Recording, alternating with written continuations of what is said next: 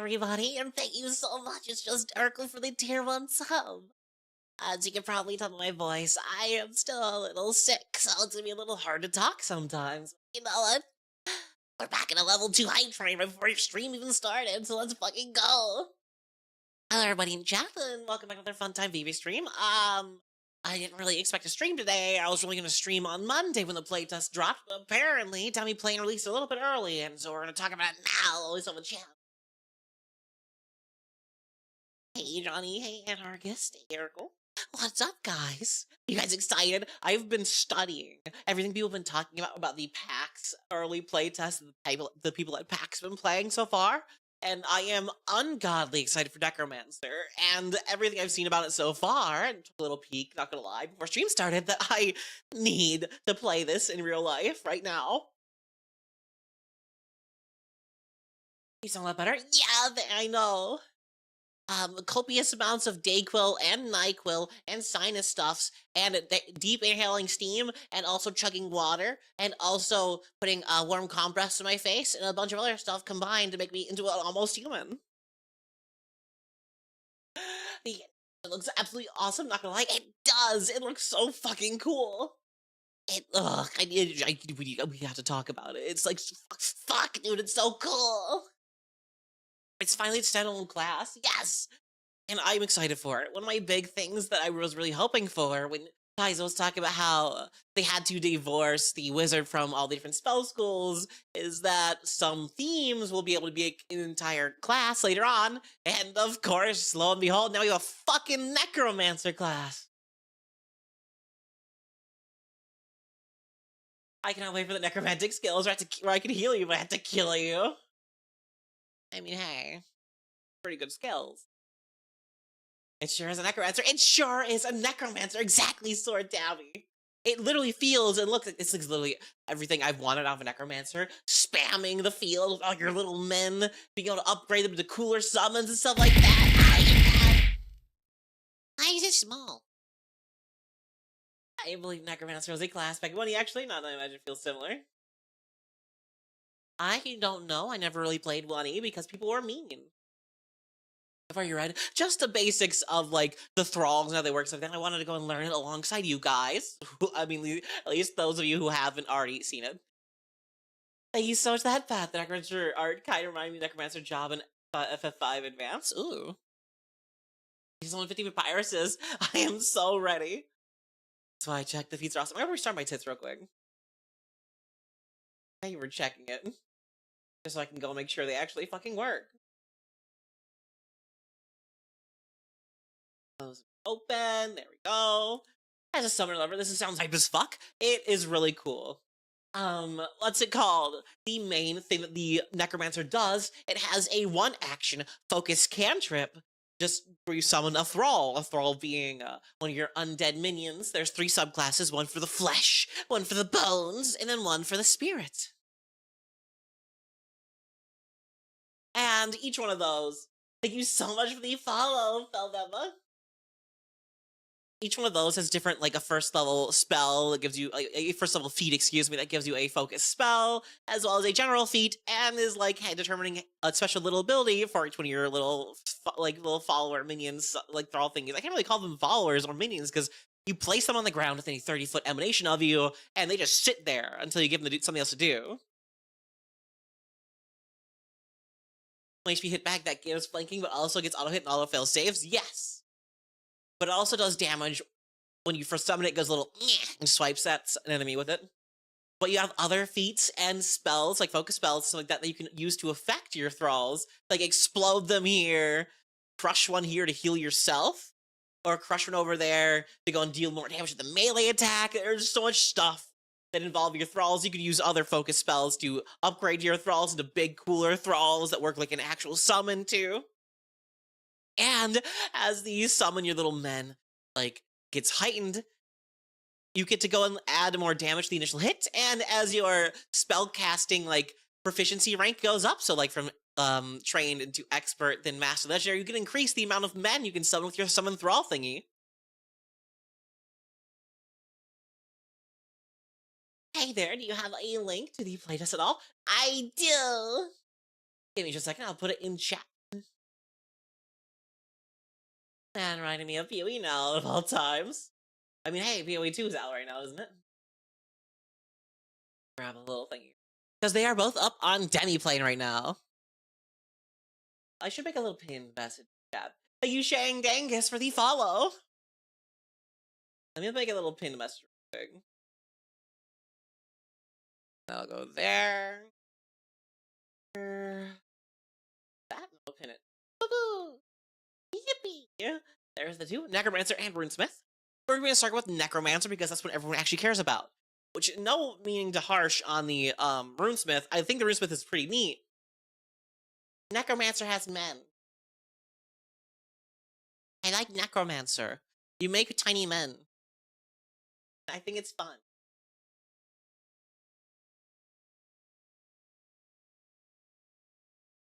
So I'm gonna go swap over the actual playtest thingy right now so you guys can see what I see. We're gonna go over all together as friends do. Because that's what you guys are to me, my treasures, my shinies, my friends.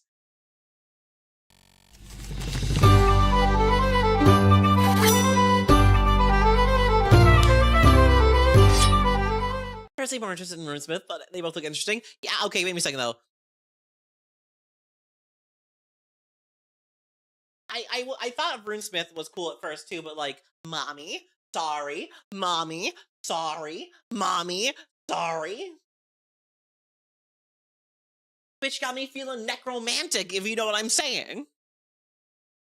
But we'll go back up to the top real quick so we can go read the little flavor blurbs, because I like the flavor blurbs. I don't care what anyone fucking says. Flavor blurb. That fucking necromancer lady does slay. She could fucking kill me, and I'd thank her. I'd be like, yeah, I'll be a mindless thrall for you, babe. Whatever you want. My goth, I do whatever my goth girlfriend says. I'll land that pentagram. I don't care. That's an Urga thought right there. Yes. My favorite part about necromancy in Pathfinder, or just undeath in general in Pathfinder lore, is that it's very based on like hedonism and gluttony. Like, you couldn't get enough of life as you were living. You just had to go in for seconds. You just needed more. You wanted to party more. You wanted to live more. You want to experience more. And this indulgence is what leads you down this dark path. And then the goddess of undeath, the first undead person ever, Urgathoa, the one of the core 20 goddesses, exemplifies that hedonism to the nth degree. And I love her for that. I love that little lore tidbit. But we're going to go into the flavor text, Necromancer, from the Impossible Class playtest. Speaking of which, the fact that it's called the Impossible Class playtest, and the Necromancer being very Geb-themed, and the Runesmith being very Nex-themed, plus the Impossible Lands is where they are, I have a feeling that Geb and Nex are going to go to war at some point, and I'm going to open the fucking book that these classes are in, and I'm going to turn the page to a full page spread of just Geb and Nex making out sloppy style on the battlefield, playing fucking tonsil hockey and everything in front of everybody, as their warriors clash around them.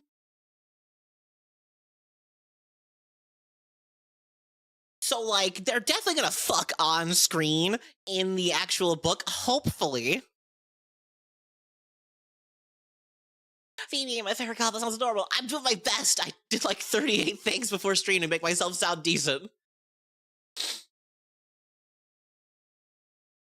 You know, there's no dedications in this, only the full base classes. Urgathoa was someone too indulging when Phrasma tried to judge her for it. Urgathoa went, nah, bitch, and then fucking ran away and invented undeath. Exactly. Shit's peak. But yes, let's look at the little flavor blurb. The Necromancer is a grim battlefield controller, capable of wielding occult spells to cover the battlefield with their undead thralls. They can decide the best way to use these expendable thralls, whether that's to empower themselves or to cast powerful grave spells, which I believe are the focus spell names. Full sexing between the two, filmed at 15 different angles. Yes, we're gonna do the Last of Us 2 thingy, but better, and with two old men.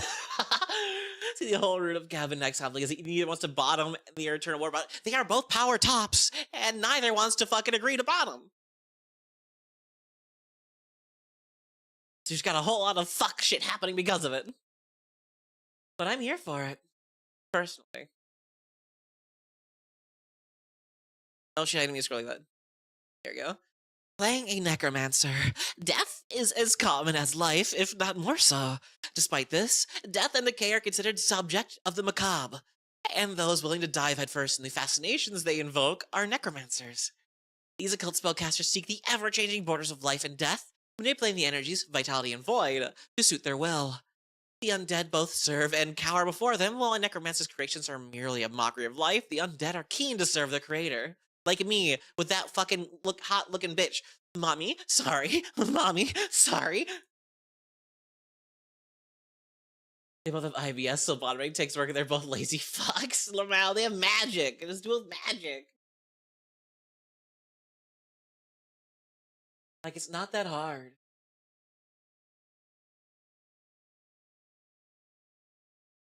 For Exemplar, already forgotten. Listen! I love the Exemplar. I'm playing one. You've seen her titties. I don't want to hear it. But, like, this is peak. This is just... How can this not be peak? Key attribute is intelligence with 8 HP per level. Exemplar titties where? They were on my Blue Sky and Twitter. You guys just had to look. I might need to see them again as a reminder. They were big. They were quite large tracts of land for the farm girl. They're trained in perception, expert in fortitude of all things as a spellcaster.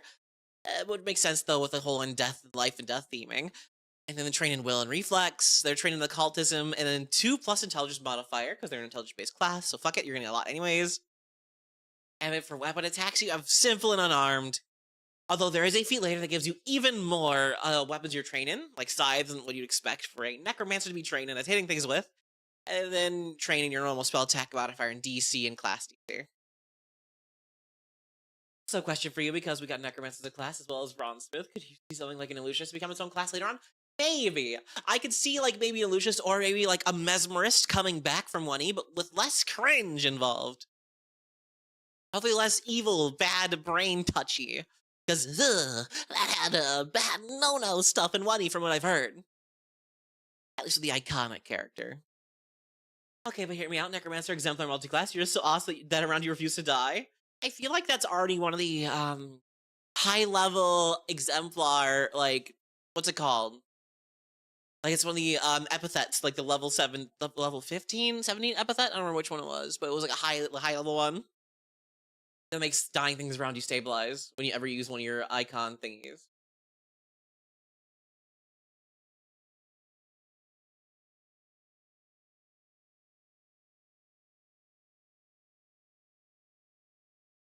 You know, it has the basic spell. What do you expect from a spellcaster? Simple weapons, light armor, don't die. Although it does have light armor, which is fun, and 8 HP, so maybe there's some Gish stuff in here.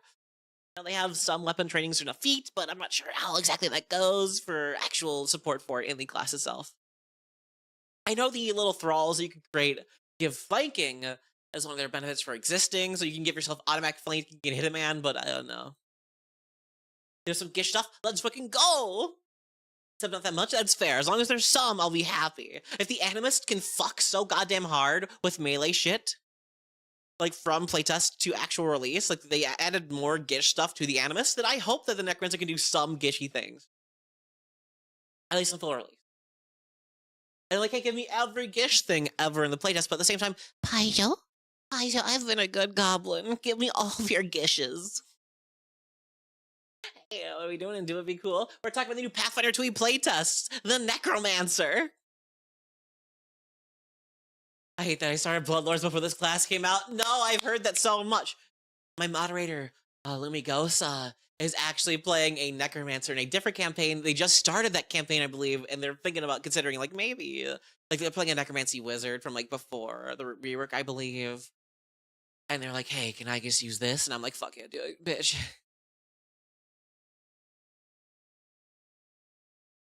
Occult was Pathfinder's solution to undeath. Eleanor of recall knowledge will change a bit with this. I mean, they have a feat that lets them recall knowledge about anything with a skeleton, which I think is cool.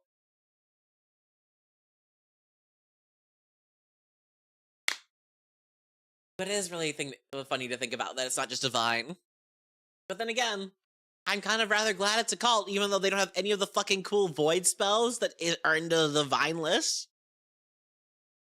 I feel like when they pick their dirge, they should get something like Touch of Death or like other like full-on void fuck you spells. I think if I'm our Cleric and Bloodlord, I just dip would be nice and spicy. That's fair. Great, great like one thrall. I don't know what it would entail, though, what, like, the dedication would be, because we don't get to know that for, like, 2 years.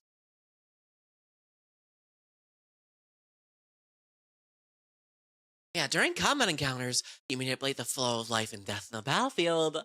You both create and destroy your undead servants to amplify your occult magics. You also tip the scale by draining your life of your foes to heal your allies. Ooh. One of the players who is going to be in the Season of Ghost campaign is saying that she wants to be a Necromancer. I mean, this class looks fucking fire, dude. Text them out Necromancer GF on the battlefield because you can't spell Necromancer without O. What? During social encounters, your knowledge of the occult and macabre can both be insightful and frightening. When natural charm fails, your magic can be just as potent as manipulating the living as it is the dead. Ooh, I didn't even think about that. The AP for the town you're in has really anti-ghost ritual. It's not a ghost, though, it's a skeleton! Like, come on! There's no ghost in there, that's just bone! They'll let me in, trust me! While exploring, you can locate haunts and other magical traps. Perhaps you summon the undead to trigger the trap you spotted, or serve as a decoy when you think enemies might be near. I love the idea, though. Ow! Rude. Why is it bad? There's no ghost in the bones. The shell is devoid of ghosts. I like the thought, though, of, like, you just spamming your thrall at every 5 feet in front of you in a dungeon to make sure it sets up any traps for you. You're just like, go, David, go, go, go, go. Oh, we got it. In downtime, you can brew, craft magic items, or ascribe scrolls to your party and seek out knowledge about your grim fascination. Perhaps you tend to the local graveyard to ensure the dead are properly put to rest. Just fucking hit them with a shovel like, no, bad, get back in there. Like the guy with the fucking alligators and the shovels that to undead that you see pop up every once in a while, like fucking whack-a-mole. Necromancer Bard, the Necro Dancer. The sheer power of my gyrating hips raises the dead. That's actually kind of cheap, huh? I mean, hey. Then again, level 1 summon undead can accomplish the same thing. Exactly. Then again, traps are boring and bullshit anyways in D&D and Pathfinder, so I don't care. See, I did let the undead go first, and then I was never forgiven for the death of Potato, the potato sack wearing skeleton. Well, that's because you threw him at an explosive. And you can't just remake him in a minute. Like the thralls, you create one every, like, 2 seconds. Hey, here's my son Zingo. And then upwards to when you're finally, like, level 19, you have legendary spellcast, so you can make 4 every 2 seconds, just spam the entire battlefield with 4 men.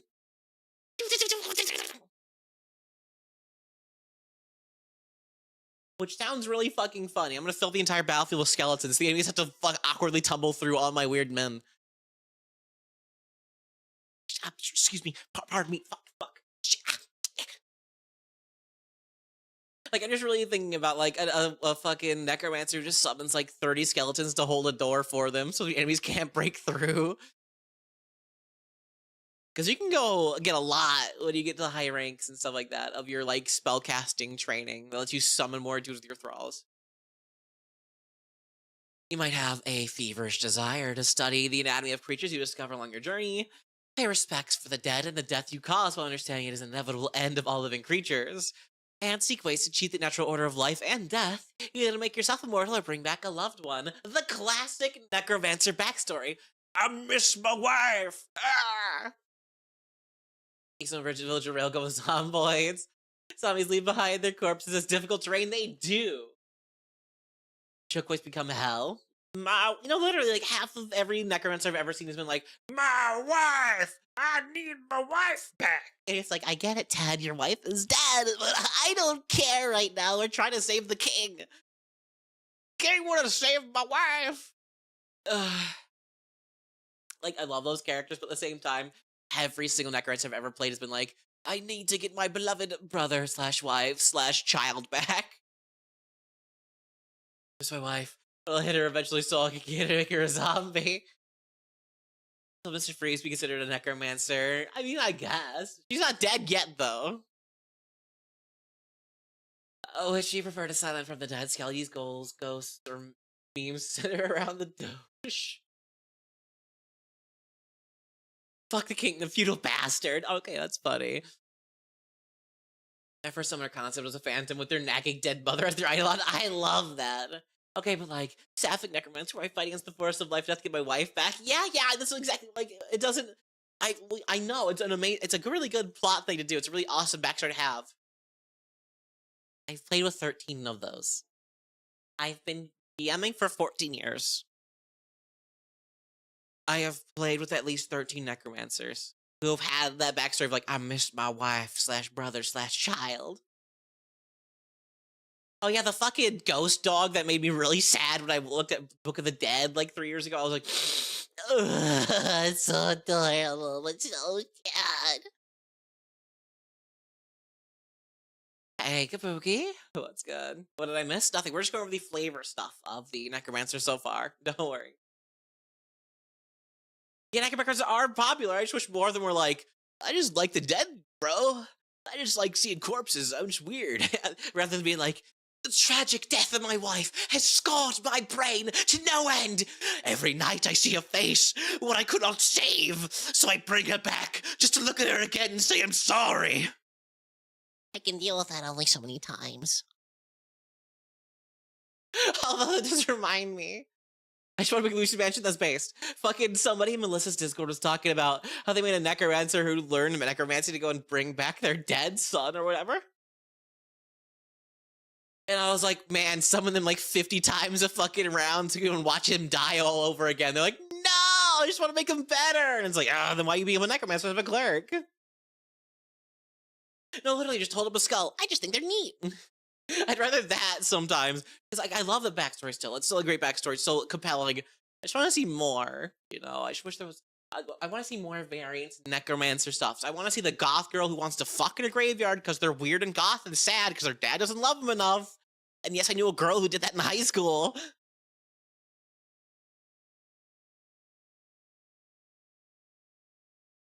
What's your necromantic backstory? What's your tragic backstory for becoming a necromancer? I just hate people wanting thralls to do chores. I really like the backstory of Dessa Banks from the Tactical Breach Wizards, where her necromancy powers unlocked because she really wanted to save a patient who just died in front of her, and now she has the power to revive people if she shoots them in the face first. I think that's...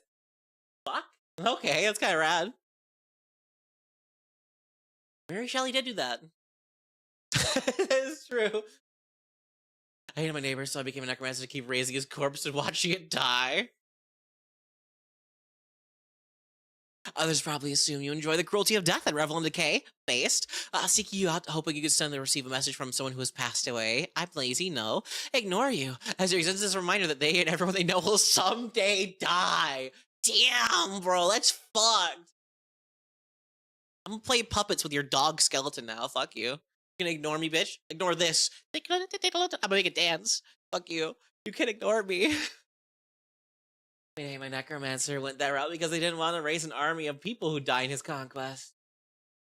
None of that is happy BS. My necromancer finally found her sapphic soulmate and got all 5 minutes with her before she was taken. She wants her happy cottagecore life and will fistfight for Asma to get it. Based. When I was 6 years old, I raised my dead dog back to life. It's 2 years later, and I still don't get why people think that's weird. No, that's Frankenweenie. That's just that Frankenweenie movie.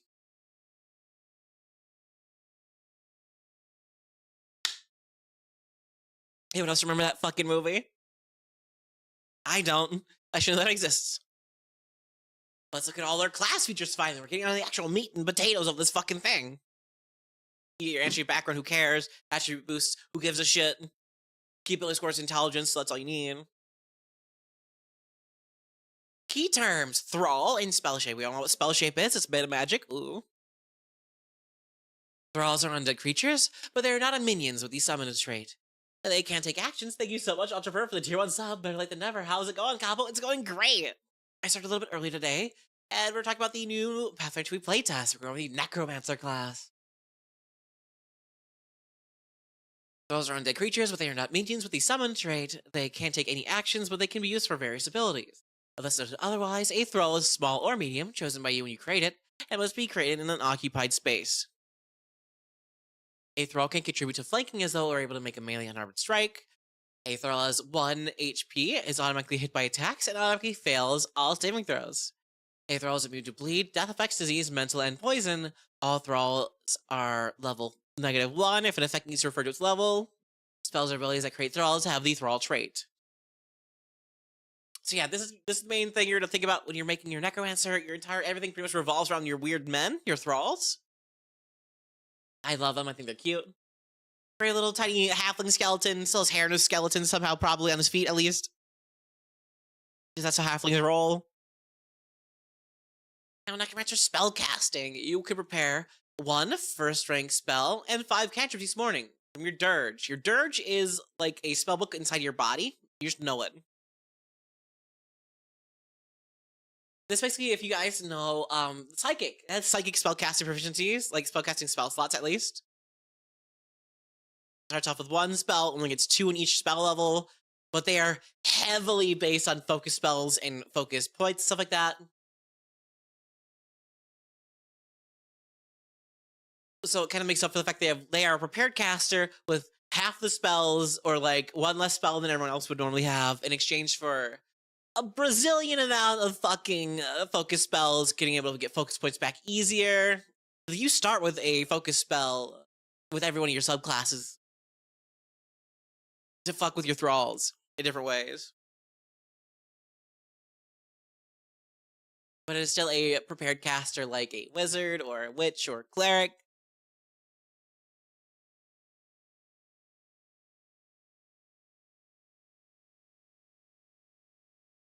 Fighting spells and cantrips work the exact same way as they always do when it comes to a prepared caster. And your dirge.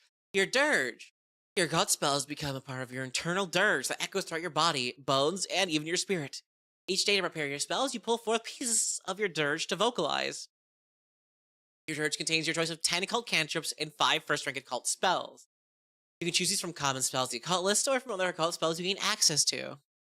And each time you gain a level, you get 2 occult spells to your dirge, of any spell rank for which you have learned spell slots, chosen from the common spells your tradition, or others you gain access to and learn via Learn a Spell. So instead of having a spell book, you have a brain book. And inside your brain, you're like, look at these huge nerd spells that are about the occult. And you could add spells similar to the ways that like a wizard can. But instead of writing them down, you think about it really hard. You're like, I've learned things. As per usual.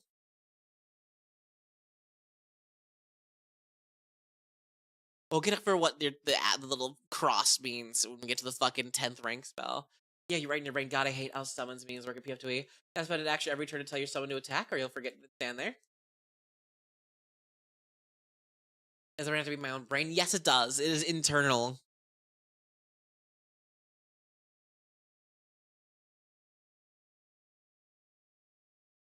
Well, you're in luck, Frux, because the Necromancer goes about summoning in a little bit different way. Grave spells. Grave spells are your necromantic focus spells. They cost 1 focus point to use, as per normal, and you fill your focus point into your daily preparations, and get 1 by spending 10 minutes using the refocus activity, excuse me.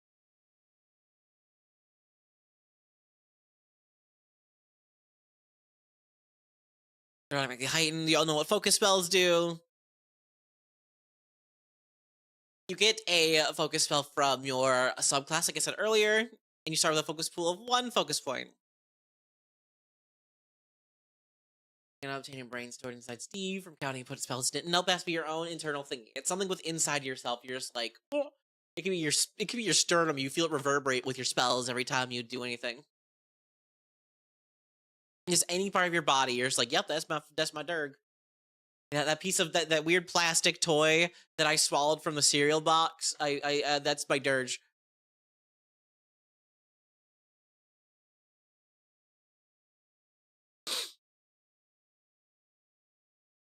But then you do start with grave cantrips, which are your special grave thingies. They're like your witch hexes or your bard compositions.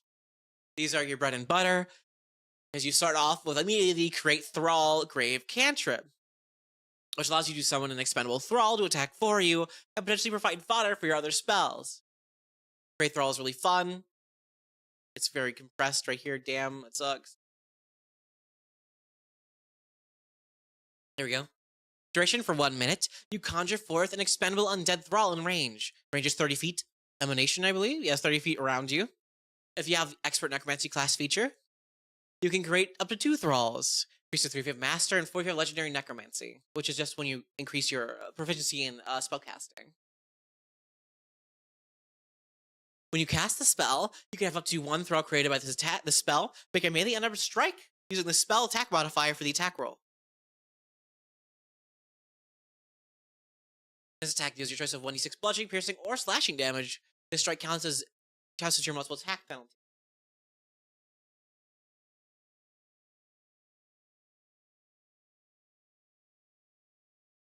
Hey, Dr. Toto Hacks.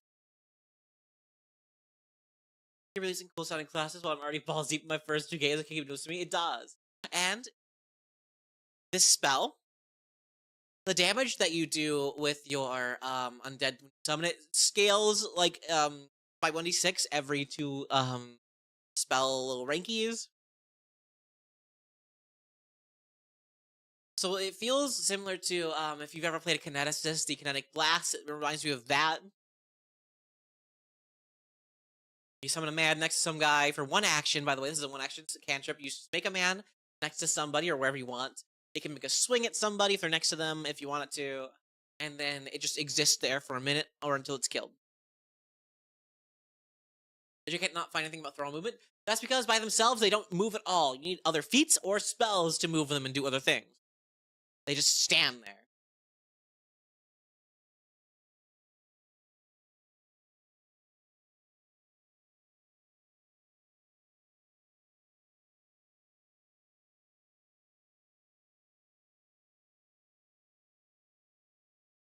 Yeah, they just stand there for like a fucking minute or until you use other spells and effects to make them do other things. They exist as an extension of your necromantic spell casting stuff. You want to explode them, you can. You want to do make them attack them. I'm bleeding. What the fuck? They do count as flanking though for your friends and yourself. I should probably get banned. Thank you so much, Rocker SBX, for the follow. How the fuck did I cut my finger on something?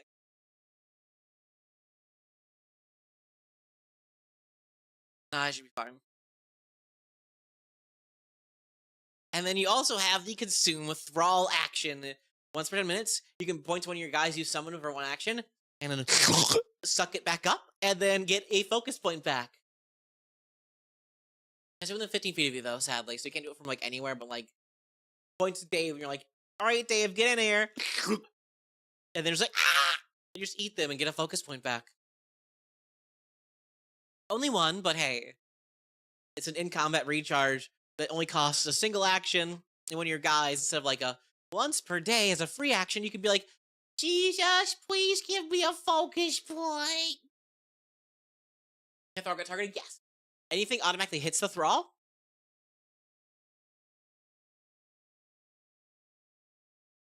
Anything that targets the Thrall immediately hits them no matter what. They only have 1 HP, so they will die.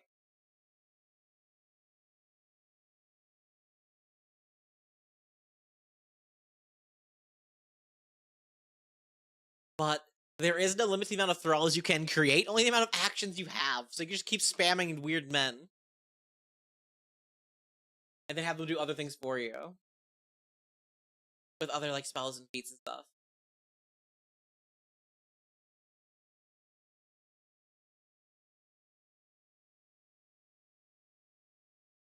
Necromancer is self-made man, as in they made this man themselves. I mean, their Thralls are, yes. The summoner class sounds super fun to play, though, for no, it is so far, from what I've seen. This is just level 1 stuff. This is just what you get off the rip. And now your Grim Fascination. This is what your subclass is. There are 3 of them. There's one for bones, one's for flesh, and then one for spirit. Each one gives you a general feat, a free focus spell from a level 1 necromancy feat that has a focus spell. It gives you one of those for free, and also a special little, like, off ability from your thralls. The Bone Boys give you the class feat Bone Spear, which is a Bone Spear Grave spell. Gives you the fleet one, so you have an extra 5 feet of movement speed, and whenever one or more of your thralls would take damage from a reflex saving effect, they can attempt a DC 15 flat check. If you succeed, you choose one thrall to take no damage, and on crit success, none of them take any damage. So they fireball all your skeletons. You say, fuck you if you roll above a 15. If you roll a 15, get like a 25 or whatever.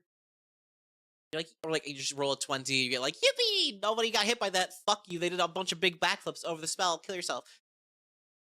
In Minecraft. Feat for free? Yes. You know Warcraft 3 Necromancer is what you're playing? Oh. I never played Warcraft. Since thralls are auto hit, does this mean the thralls with more HP technically can't be crit, right? I think it depends on the other, like, because there's like the basic thralls, they just kind of fucking and just die. But the ones you can create with other feats and stuff like that, or other spells, those ones specifically have more HP and are affected differently, I believe, like with AC and shit. I'm getting blood all over my fucking hands, dude. I'm gonna grab a band-aid real quick. I'll be right back.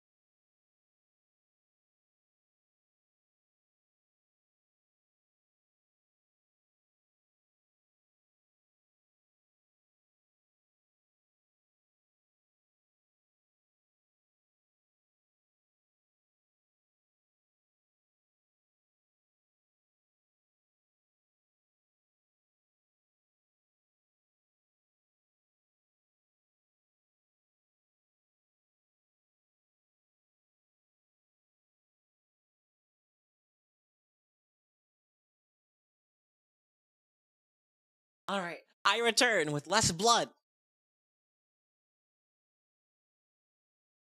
We look at what Bone Spear does. Yeah. Bone Spear is a 2-action focus spell. Get out of here. Targets one creature within range 10. You shape a thrall into a spear of jagged bones. Destroy one of your thralls, then make a melee spell attack roll against the AC of each creature in a 15-foot line from where the thrall was. The spear deals 1d8 piercing damage or double damage on a critical hit. This spell counts as 2 attacks towards your multiple attack penalty, but the penalty does not increase until you've made all the attacks. Bolt Spear, come on, the enemies write themselves. Yeah, also the scaling is pretty good. It's every single time, every single spell rank, this increases by 2d8. You point to your skeleton, you said, all right, Davey, let's go. And he just turns himself to a spear and just launches himself 15 feet, hitting everybody in a line for 1d8. Scaling upwards to like, what is it? What's 2 times 9? A lot of d8s. It's not 1d8 per level, Anarchist Peanut. Titans by 2d8. Every single one, it's 19d8. Yes, that's gonna get fucking backed down to 1d8 per. I just know it. That was probably a mistake.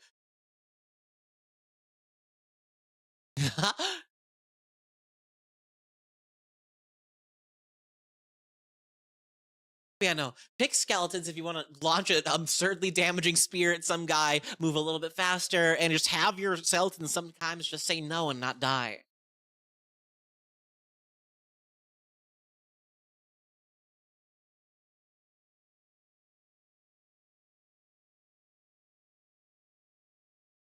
Just imagine a big spiky backbone fighting through a squad of baddies. Exactly. Just like they just transform the. Hey, little thief, what's up? God, my fucking nose is all fucky. Sorry if you hear me sniffling all the time. Playtest be out for this. It's not out. I'm not sure if I forgot to fucking keep it pinned. Is it still pinned up there?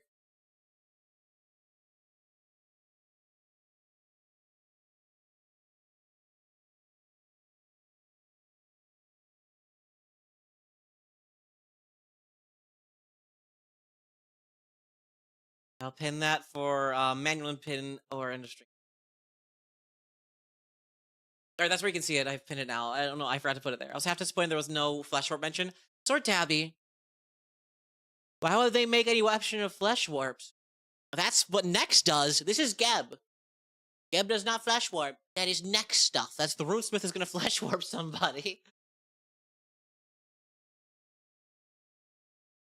And now we're going to move on to the Gloopers, the Flesh Magicians. Why is it Bone Shaper, Spirit Monger, and Flesh Magician? Flesh Magician sounds like a name to give somebody who's really good at hand jobs. Like, there's no way.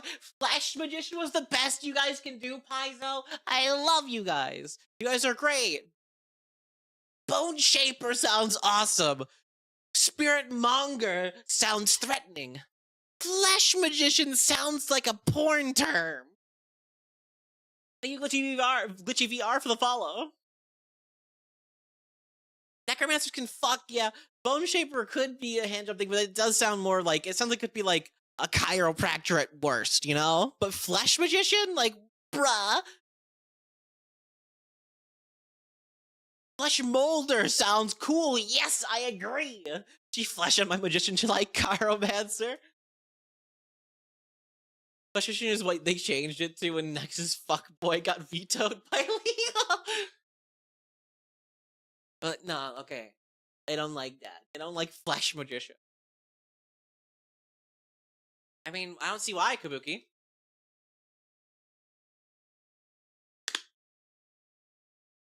Controlling blood and flesh is different than just summoning a weird man. The Flesh Caresser.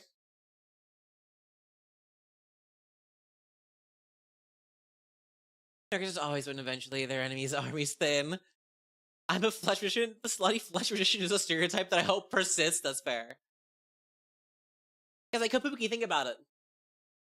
This class is coming out, what, 2 books after Animist, the thing that's all about spirits, and here I can summon different spirits, but a different type of spirit?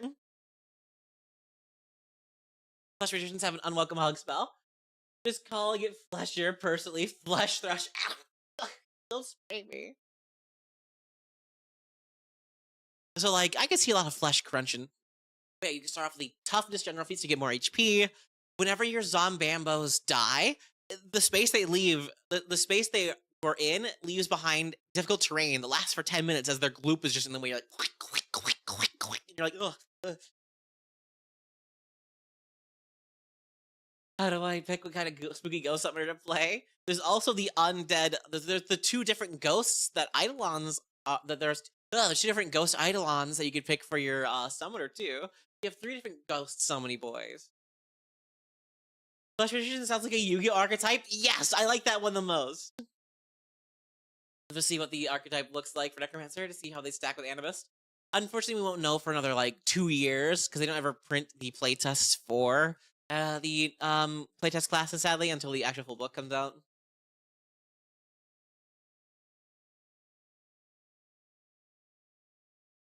Yeah, you could just choose to not have it leave something behind, but it's really funny to think about, like, you're surrounding an enemy with a bunch of your dudes, they all die, and it's like, click, click, click, click, and you're like, ah, fuck, it's in my fucking socks. I'm wearing open-toed shoes, I got flesh in between my toes. Like Urgatho, Cleric, and Necromancer build. That'd be cool. Although, it'd be kind of mad because I'm pretty sure, because Necromancers are Int-based, and then Clerics are Wisdom-based. Yeah, they also get the class feat Dead Weight.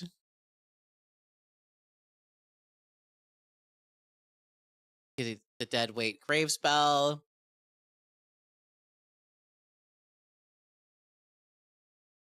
You may let the muscles and joints of your foes to delay their movement. You learn the Dead Weight Grave spell. Yeah, that's what I clicked on. Bruh, show me it. Show me the Show me it. There you go. 2 actions. You target one of your thralls, but it has a defense of Fortitude saves, and it lasts for 1 round. You cause a thrall to launch itself at a creature within 15 feet, then necromantically warp the thrall's body to fuse around the creature. Oh, this is just gloop crafting. This is just gloop morphing.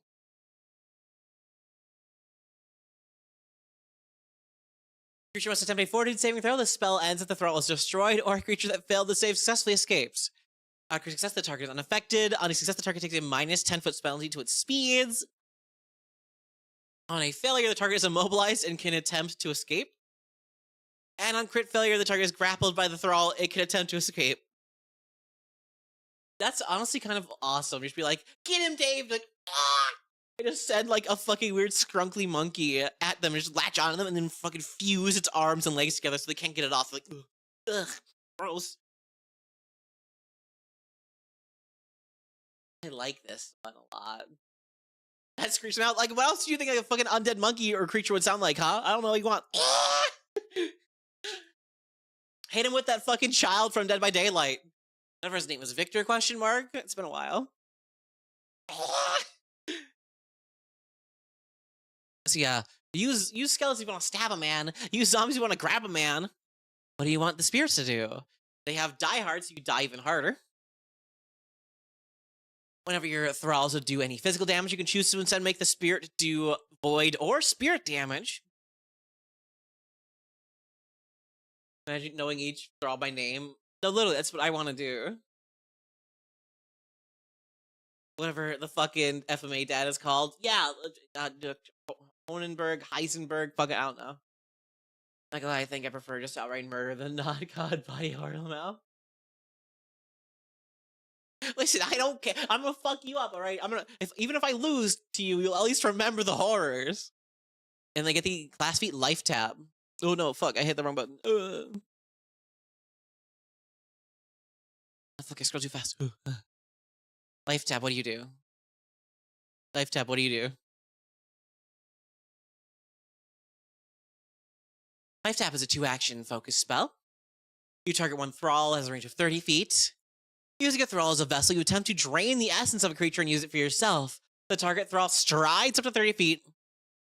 The one creature of your choice adjacent to it must attempt a fortitude saving throw. The targeted thrall is then destroyed.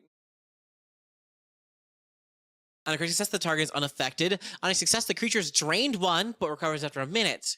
You or an ally of your choice on 30 feet of the thrall can then regain HP equal to the amount the creature lost by becoming drained.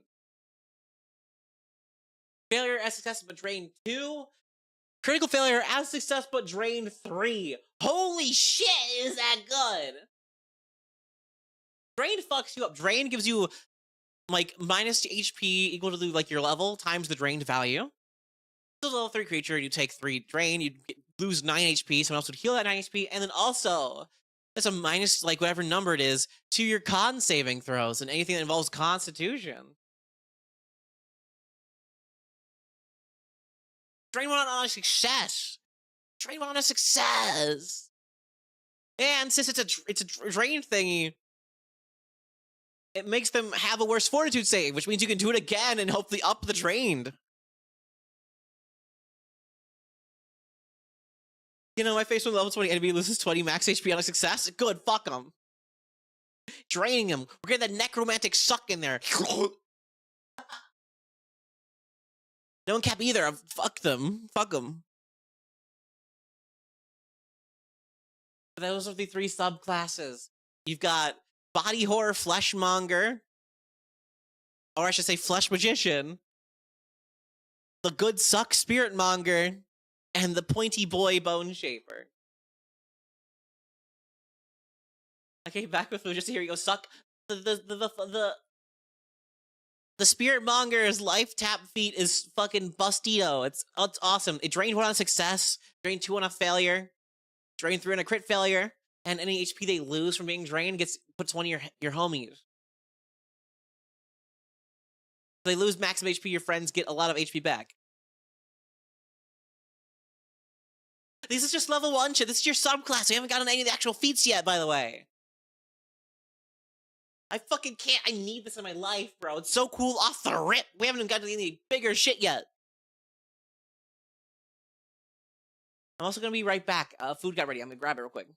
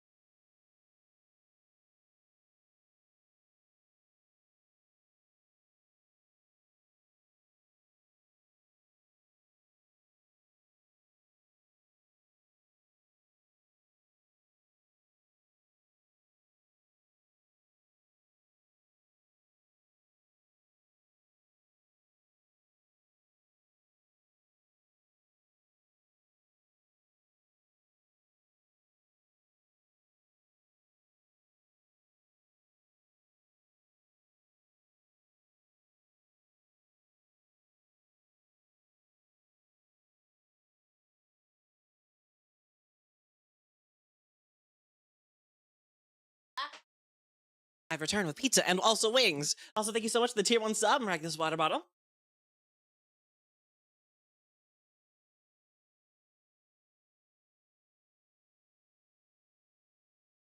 Runesmith, we'll get there eventually. We're on the Necromancer now, so die.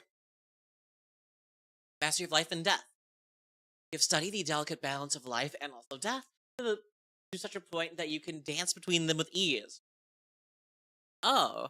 Whenever you cast a spell or use an ability that would deal void or vitality damage, use the weaker of the target's resistance or immunity to void or vitality.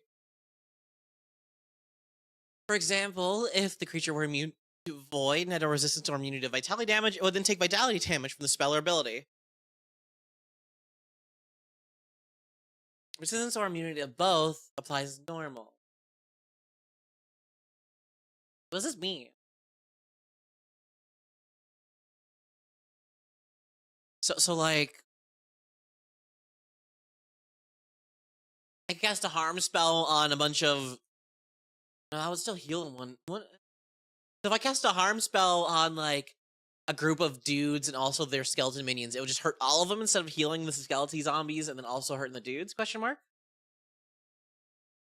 that what I'm hearing? That sounds funny. And then our last level 1 feature, Undead Lore.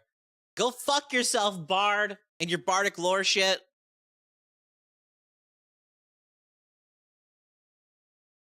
You become trained in Undead Lore, a special lore skill you can use to recall knowledge regarding undead creatures, haunts, and effects caused by undead creatures and other necromancers, but can be used to recall knowledge of other topics.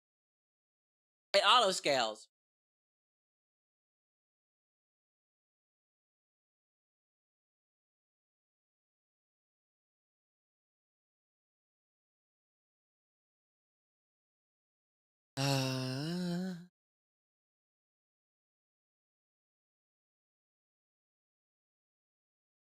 I don't know, it's weird. But yeah, no, this thing gives you auto-scaling and recall knowledge lore regarding undead creatures and haunts. And the reason why I say, I mean, it's only undead. Where is it? Where is it? Where is it? Where is it? Where is it? Where is it?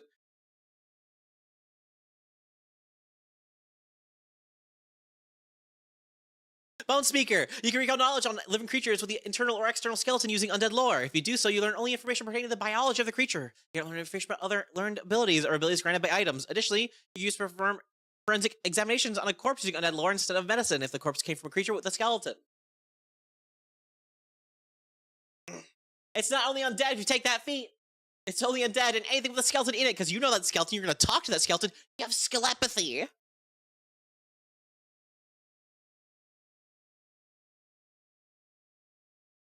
Thank you so much, Wilkie DS, for the follow. This just lets you, if you want, use recall knowledge with your undead lore on anything that has a skeleton, whether internal or external. Yeah, I talked to its bones. Fuck it. It's cheat. It's cheat. It's lying. It's just lying. It's letting you. It's fucking with you, Dave. The skeleton wars are coming. It wants to get out. It wants to escape. I've talked to it. It knows. It's so funny. I love it. Fuck you, Enigma Bards.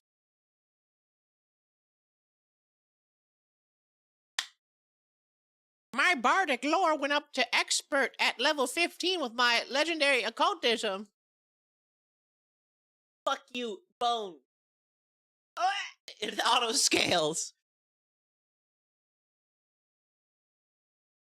The fucking Enigma Bard watching the Thaumaturge and the Commander and the Necromancer walking around with their like auto-trained and auto-upgrading fucking cool like recall knowledge thingy they get. Yes, exoskeletons do count. They specifically said anything that's internal or external. Yeah, that's everything you get level 1. We're gonna go over the basic stuff. You get Necromancer feats at level 2, as per every other spellcaster. And then skill feats, you know, these are the same thingy. 3rd level, Inevitable Return. The dead do not rest around you. You gain the Inevitable Return reaction, which is a reaction. If an enemy within 60 feet dies, you make him into a thrall. The deaths of those around you simply fuel your undead army. Dave's up now. Fuck you, Dave. Dave's here. Yeah, I used my other Skelly Man to kill you, and now you're my next skeleton. You're replacing the guy I exploded. Have fun watching your brother kill you now. That's so fucked up, dude. You just turn a man into a fucking... it's so fucked up. Thank you, Shaddy, 244 for the follow. Skeleton chain, yes! That is horrifying implications. Like, you're fighting, like, the twins, brothers of fuckery, and you kill one of them and make him into a skull. He's like, no, Davis! I don't want to kill you! And you're just like, you're like, Jimmy, kill Davis. And then your normal stuff, you get will saving throws, increased expert at 3rd level, because you're a spellcaster. So, of course, your will has to go up at least a little bit. And also, when you roll a success at a saving throw with a mental or possession effect caused by an undead or haunt, you get a crit success instead, because you're like, I know you fucking cheatsy-ass brain fucker spirit bullshit. I'm cooler than you'll ever be. Yeah, then you explode Jimmy to go and get a focus point back in front of his brother, and use that focus point to make another thrall attack him. So mean. I love this. This is great. Skill increases as normal. Answer feats as normal. Reflex expertise at level 5. I always love the extra rider on any save and proficiency increase. Yeah, even if it's a little like niche, it's still fun. Same with every single other spellcaster. You get your expert at level 7 for your spellcasting modifiers. Perception gets increased at 7. Your fortitude goes up to master at level 11. And when you get a fortitude save on a success, you get a crit success instead, like a sorcerer does. Kill the boss, raise it, and eat it for a fucking focus point. So disrespectful, I love it. Yes! Thank you for the tier 1 sub! Whether it's almost been a whole year! I only started streaming in January, so yeah, damn. You've subscribed every single fucking month. Hell yeah, thank you so much. And level 11, you finally get your fucking weapon up to expert. Ooh. Then you turn Jimmy into armor and his brother has to hit his face so he wants to stab you. Oh, I forgot about that feat. This Necromancer is literally the meme, and your brother. It is! My axe and my bow and your brother. They get weapon spec at 13th? Okay.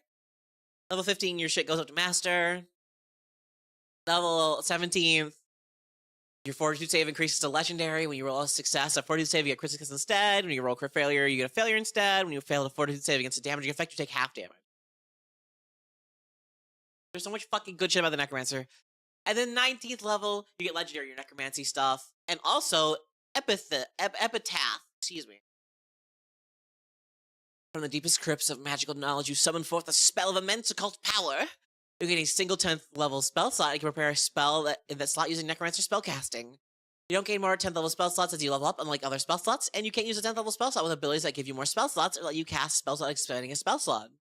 You also take the you could also take the Mortem Ultimatum Necromancer feat to get a 2nd slot.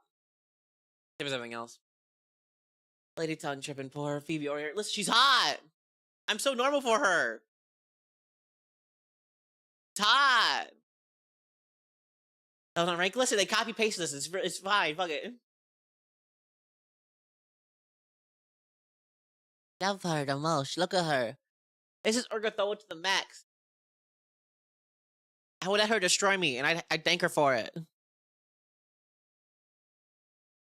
Oh yeah, she got her toes out. I didn't even notice that. Can't do that.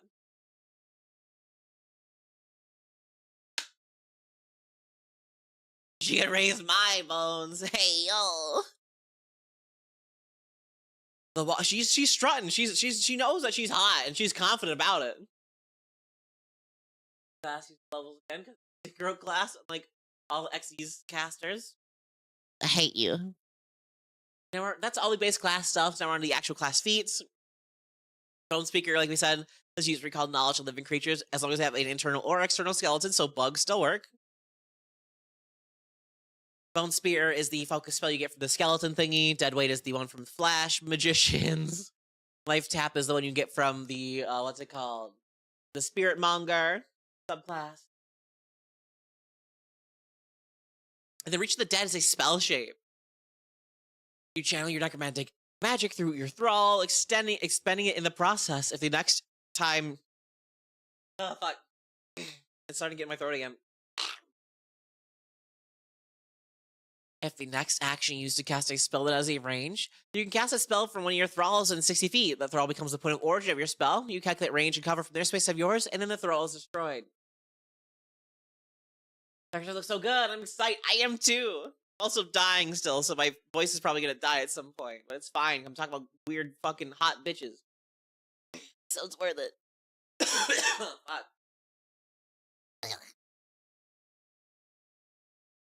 Conceal spell. It's the same as every other conceal spell. But they get it neat. Muscle barrier. Also, you're gonna learn a lot of these fucking feats give you a lot of different focus spells. Muscle barrier, what do you do? Thinking of the Necromancer laser razor place. Muscle barrier is a 2-action focus spell. Range of 60 feet, lasts a minute. You target one of your thralls. You transform a thrall into layers of thick muscle that wrap around you or an ally. The thrall is split into pieces and flung towards a willing creature within 15 feet of it, destroying the thrall and granting that creature 10 temporary HP. The creature then gets a +1 bonus to athletics checks so the spell ends. The spell ends if all temporary HP are gone. What? Yo, that's fucking awesome. It's just that really shitty fucking... What's it called? It's that really shitty fucking devil fruit where the guy wears his brother, but like cool and not shitty. Just wear Dave. Wear the corp. Okay, but real talk. Real talk though. How much does it scale at all? Temperature increases by 10 per rank.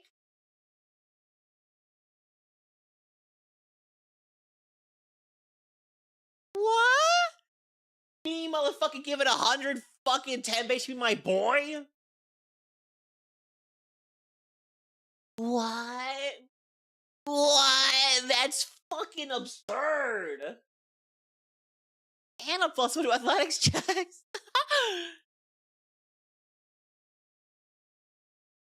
Oh, you know, the flesh stuff is fucking awesome, but at the same time, your friends have to be willing, and I don't know how willing your friends are. Be like, hey, do you want the mashed up, mushy flesh of this man on you? And you're like, I guess. You're like, ugh, it feels so mushy when I move. Like, oh, that's gotta be awfully gross to have it like because you gotta feel it, right? It's on your body. You're just like every time you move. If I'm willing to wear my flesh barrier, they're no friends of mine. That's fair. Also, fuck, that's good. That's like an extra like person of health, like an extra level of health on top of you. That's great. And here's my favorite though, Necromantic Bomb.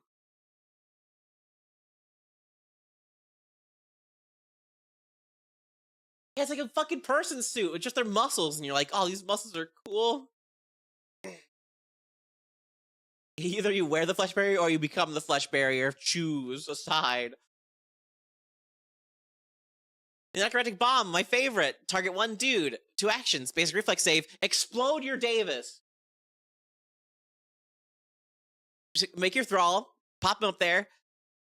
Explode it. All creatures within a 10-foot emanation of the thrall take 1d12 void damage with a basic reflex save. This destroys the thrall. This scales up by 1d12 damage every single spell rank.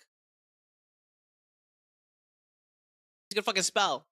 You will wear the gnome. You can make him spell size. Yeah, I forgot. One way or another, you will wear the gnome. Wear your brother. He will make you stronger. It's really good damage for a fucking AoE focus spell. I remember you get a focus point back from eating one of your thralls too. Ow, bitch. Ow, bitch.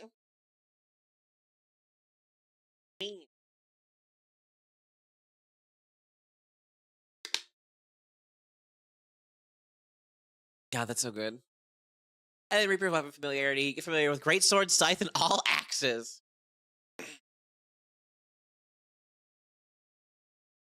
Those super redeems love you. I'm curious as to why all axes, though.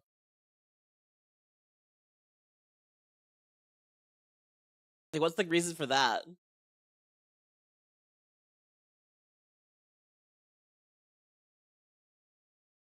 Stop bullying the gnomes, Phoebe. I will do what I want. The gnomes deserve it.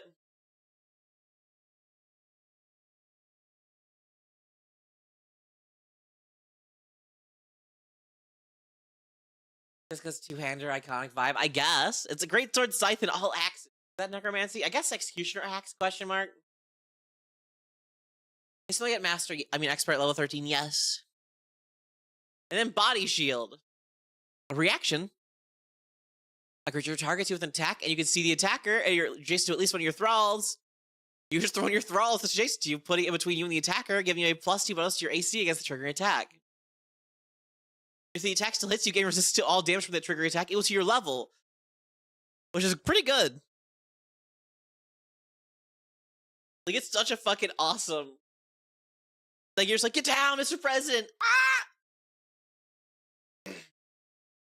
It's not be melee either. It can be anything, like fucking get him, and you're like, oh, and you just fucking dive in front of them. I love that. You can't hurt me. My scrunkly little boy is right there. Ow! Small damage. All right, moving on to the other feats. We have Bony Barrage. Another focus spell. Like I said beforehand, this class is made out of focus spells. There's a bajillion focus spells in this fucking class. Another 2-action focus spell, 30-foot cone, basic reflex save. You shatter the skeleton of a thrall within 30 feet, destroying it and creating a volley of phalanges, teeth, and vertebrae in a 30-foot cone from where the thrall was. Like the head pat! Each creature in the area takes 2d10 piercing damage with a basic reflex save. When you cast Bony Barrage, you can shatter a second thrall in the cone's area to cover your allies in bone armor. If you do, the cone doesn't affect your allies, and any ally in the area gets a +1 bonus to AC until the start of your next turn. Each thrall you shatter is destroyed. Yeah, you tag team! Because I don't know if you were here earlier, Night Trace, but as you scale in, like, your proficiency ranks in your, spell casting stuff,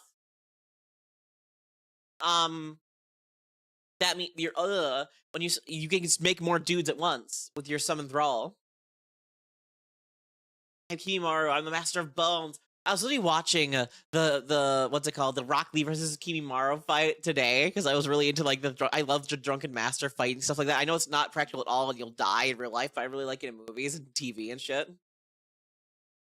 Bone burst, yeah, and the damage scale is fine too. It's 1d10 per extra level of it.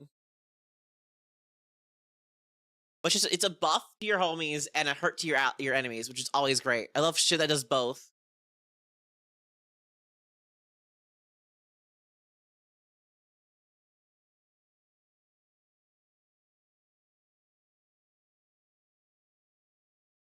More thralls, yeah. Necromancer sounds like a negative energy kineticist. Kind of. More battlefield traps and tricks, IMO. Yeah. Draining Strike. At a single action, once per turn, you draw the life out of your target using both your weapon and your thrall as a conduit. Make a strike. On success, you can destroy up to 3 thralls that are within 10 feet of you or your target. For each thrall destroyed this way, the strike deals additional 1d4 spirit damage, and you regain 1d4 HP. Which is neat. But, like, your attacking is gonna be behind because you're a fucking spellcaster. And it's only up to 3d4 damage and healing for yourself, so I'm not sure if it's gonna be fully worth it. But I still really fucking like it.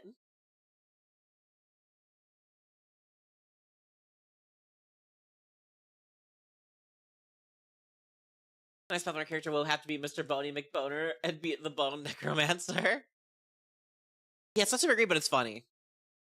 And then Bone Burst, a reaction.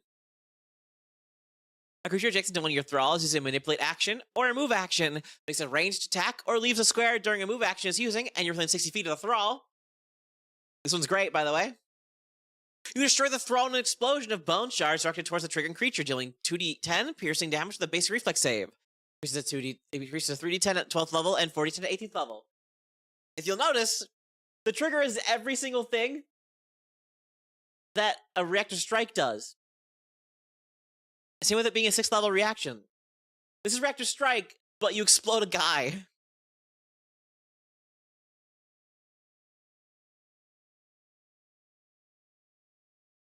I'm sorry to hear that, Narcus Peanut. Good night. Hope you have sleep well. Think of cool skeletons today.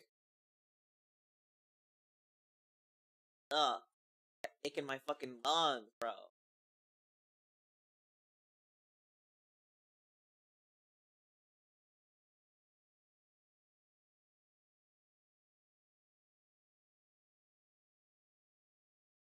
Man, no. This one's cool. It's just fucking reactive strike, but you explode a guy. Yeah, the queen has already touched your knob. Reclaim power is a 2-action activity. Once per minutes. If you need consume thrall for this, you use your thralls to restore yourself. You consume a thrall, increase the range to 30 feet, and regain 10 HP points. You can show up to 4 more thralls in range to increase the healing by 10 per thrall. If you destroy 5 thralls total, you can also decrease your clumsy, enfeebled, frightened, quick sickened, or stupefy condition by 1. So this is a fuck you. You might have hurt me a little bit, but I'm gonna kill 5 of my dudes and suck them all into me. And now I've healed as well. Has gotten rid of a horrible condition. I like this a lot. I really like the usage of thralls as a resource to hurt this skill level. It does not. Well, I mean, I guess I could say it does because you're able to create even more thralls as you level up at once. So it's a max of 50 HP. And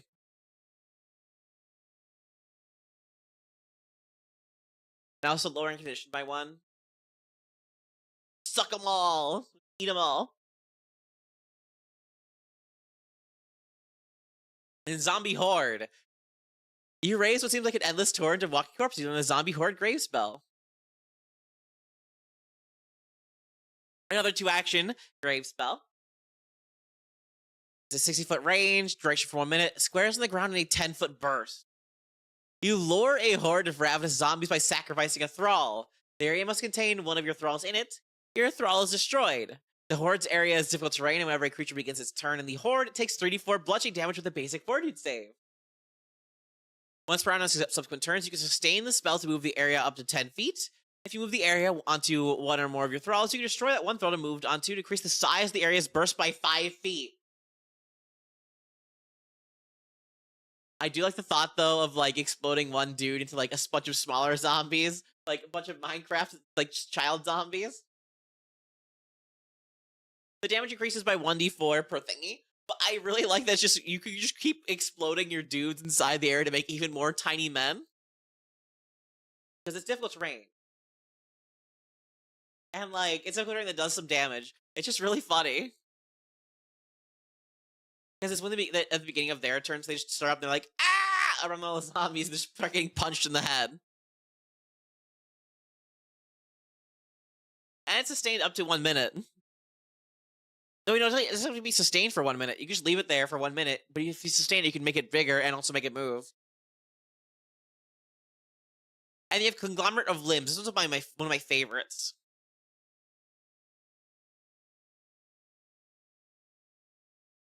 Another 2-action one. Range of 60, duration 1 minute. You conjure forth a huge-sized thrall that has 40 HP. Whenever an enemy begins its turn adjacent to this thrall, it must succeed a 40 saving throw or become grappled by the thrall for 1 round or until it escapes. Once per round on subsequent turns, you sustain the spell to have that thrall strapped to 15 feet using its many limbs to drag itself across the ground. There are so many innuendos. Filthy hordes. I love that. When you heighten it, the thrall's HP increases by 10. I think 40 HP might be a little low. This is a 4th rank focus spell. This is like 8th level when you get this. And I think creatures can do like 40 HP in 1 hit. So it might be a little too low to be very effective, question mark.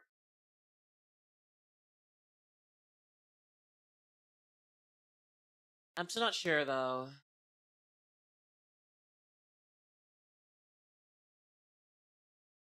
He's so fucking good at hugging, yes!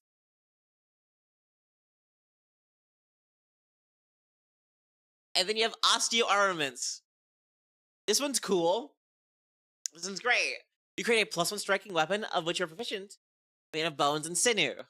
If this weapon requires ammo, mundane bone ammo is created when you reload it. You can only have one weapon created this way at a time. For another, the original falls apart. If you're holding the weapon at the end of your turn, the weapon falls apart. This weapon auto-scales to be a +3 major striking at level 19 and then everything in between. You can destroy an adjacent thrall as part of using this action. If you do, the weapon also gains the Decaying Rune or Greater Decaying Rune if you're 15 level or higher.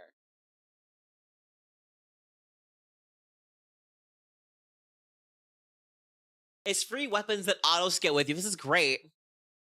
But it has to be you using it, and you're not great with it.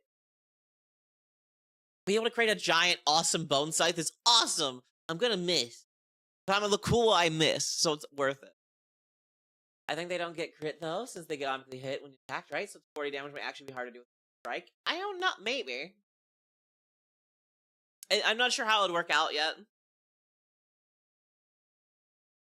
A bone gun that shoots finger bullets? I love that. I don't know, because it's 8th level. I'm gonna look up real quick. I'm gonna look up like a random 8th level creature.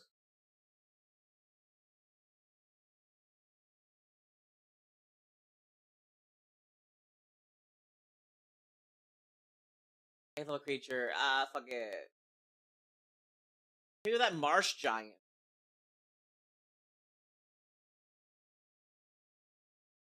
Marsh giant. It does 2d6 plus 14. Actually, you're right.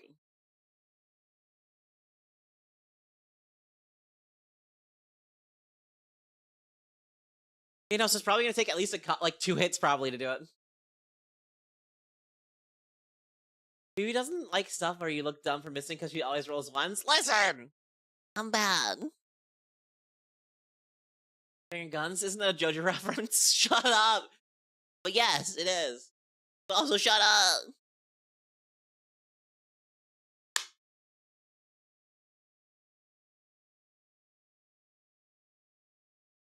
So, like, maybe the 40 HP isn't too bad. I don't know, I thought they did more damage. I guess it's because I get crit a lot. Because I'm bad at positioning, and I like to not wear clothes.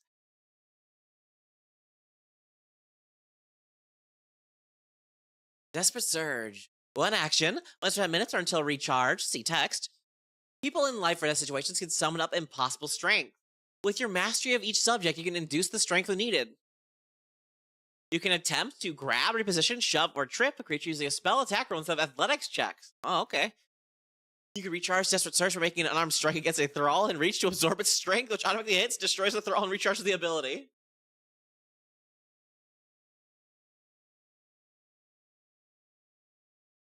Just like, I love the thought of this, though.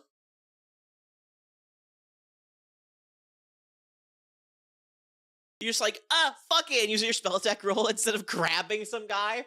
And you're just like, I need to get my power back. You just punch your head off your thrall and just suck at its fucking bit of stuff.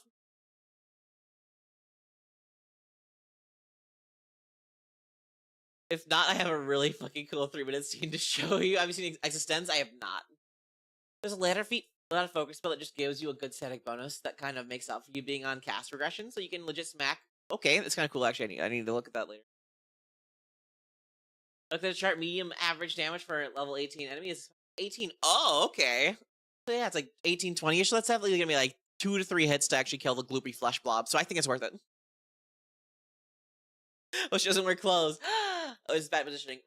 Yeah, like look at Phoebe. Phoebe doesn't wear armor. I probably should, but I don't. This dress is too pretty not to. Thanks.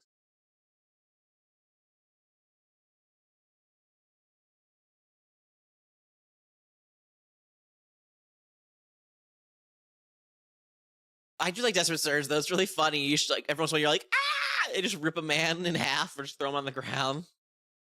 Life Sense. It gives you Life Sense. Allows you to attack a living undead creature within range of 30 feet. Just so you know the current HP, temp HP of any living or undead creature you see within 30 feet. Oh, okay. That's neat. Just being like, GM, tell me how much HP it is. Fuck you. Don't give me the vague bullshit. Tell me exactly the number. And the quicken casting is the exact same as every other caster's quicken casting. Become as Spirit. If you have the Spirit Monger Grim Fascination, You can move through unwilling creature spaces as though they were difficult terrain. Additionally, you ignore natural difficult terrain and gain a +2 bonus to escape checks. If you destroy a thrall, you gain resistance to all damage except for force, ghost touch, spirit, or vitality equal to your half your level for 1 round. That's good. A lot of your abilities make you explode thralls and stuff like that, so that's awesome, actually. Resistance like that, it slaps. To all damage equal to half your level for 1 round. Damn, okay.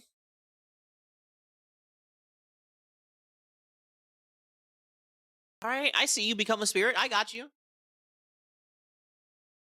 Necrotic focus is the same as every other focus point, grabbing thingy at level 12. You just get all of them back in 1 10-minute rest instead of just 1.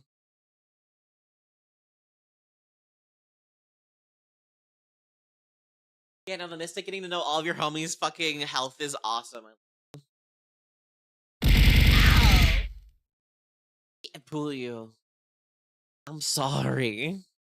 You either roll stupidly low or obnoxiously high. Alright, Reinforced Skeleton. With the Bone Shaper subclass, you take on the toughness and lightness of bone. You gain resistance to 2 damage types, one of your choice of cold, electricity, or fire, and the other is your choice of slashing or piercing. Equal to half your level and get a 10-foot speed bonus to your speed. Never mind, this is way better. Fuck you, ghost thing. Choose electricity, cold, or fire, and also slash your piercing to be resistant to, and also you have a 10-foot bonus to your speed. Every time you kill one of your skeletons, you get a +20 to your speed instead of +10. And they already have fleet. These bitches are fast as fuck. God damn. Okay, I see you.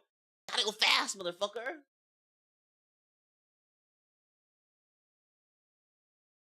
I like that. That's really. What does the flesh have?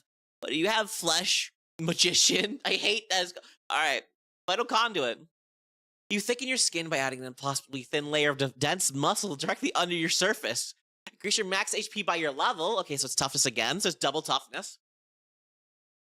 Whenever you destroy a thrall, each enemy adjacent to you must succeed a fortitude save or become sickened 1. What the what's up with that, huh? Am I that gross?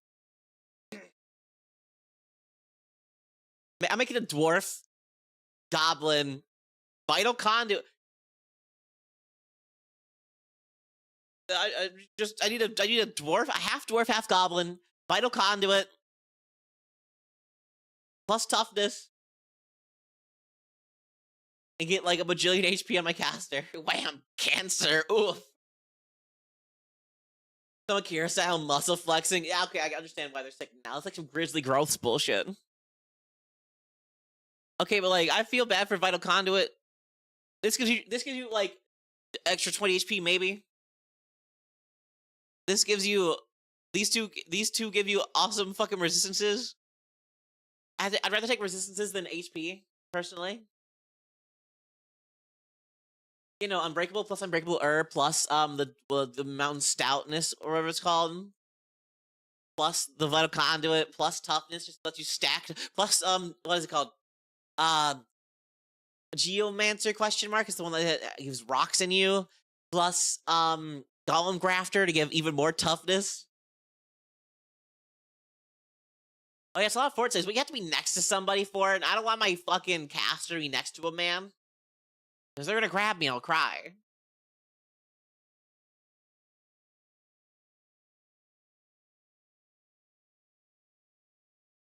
And now we have another grave spell called Reoccurring Nightmare. My opening manager has a fucking reoccurring nightmare where he always dies in a car crash. Like his dream will turn into him dying in a car crash. Like he'll just be in a car, driving the car with a flamingo, talking to the flamingo in the passenger seat, and then he'll just like blink for a second. And he swapped place with the flamingo, and the flamingo can't drive, so the flamingo crashes the car and he dies. Like it's like that.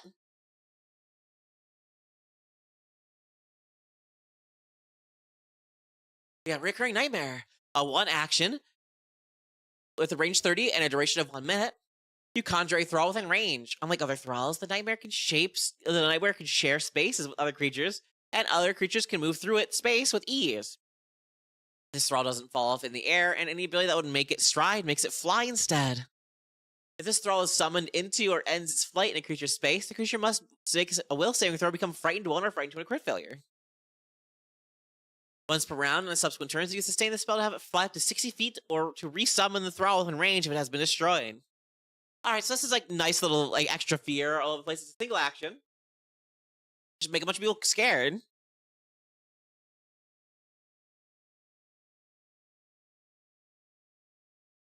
Has to end its flight. So you can't just spook a lot of people at once. But hey, it's just fear. But like you use it, like you sustain it every single turn to make people more scared. And it's only one action, so it's fine, in my opinion. I like it. Give them the spook. Give them the scary. And skeletal lancers. That just sounds so fucking cool immediately. Another one action spell. Focus spell. Range 60. Duration 1 minute. You create 5 different thralls at different space within range. These thralls carry skeletal lances with a reach of 10 feet. When an enemy makes a strike while in the reach of a skeletal lancer's thrall, the lancer deals 5 piercing damage to it. It takes damage only once, even if it's in reach of multiple skeletal lancers. Once per round on subsequent turns, you can sustain the spell to have any number of these thralls strapped to 30 feet. This is kind of shit.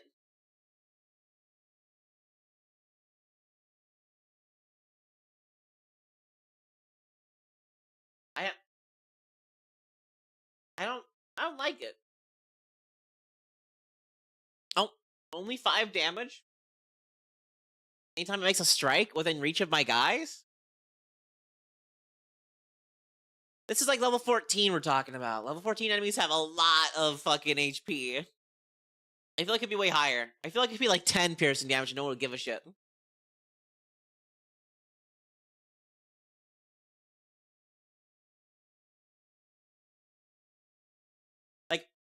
Like level 14 is like adult red dragon level. I'm pretty sure those motherfuckers have like 300 HP.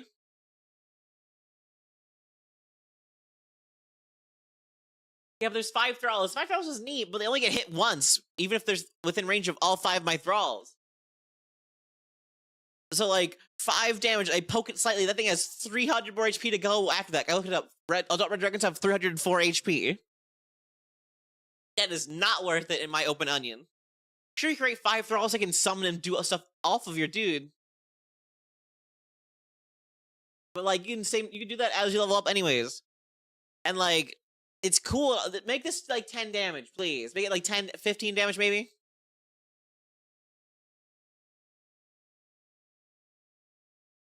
Okay, yeah, but like Night Trace, this costs a focus point to use. When I can use my focus points to use the things that hurt enemies and also explode my thralls.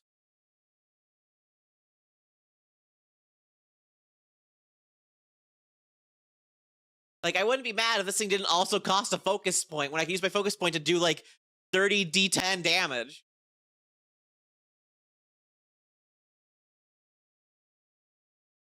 Should be damage equal to level? Why doesn't this stuff scale? I don't know. It's playtest, so we can use this feedback to give it back to Paizo. I should feel like it should just do more. Please? I do think it should be damage equal to level too, though. I will put that in my playtest thingy.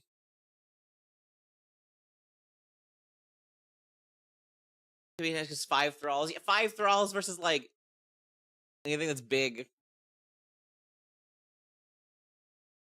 But like, it costs a focus point, and I can just use a non-focus point to summon more dudes. I feel like it would be better if we could stack, but like, they don't stack. It's just one guy gets poked a little bit.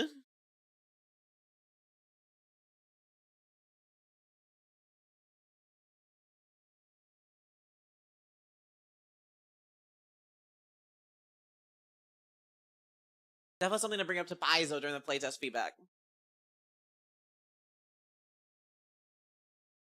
Now to 16th level feats, we have Desperate Revival. This is a reaction once per day. And everybody in here should know, I fucking hate once per day abilities. What the fuck?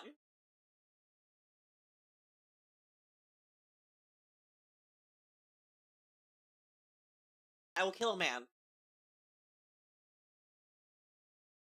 Imagine spending one of your only 10 fucking class feats to use something once per day.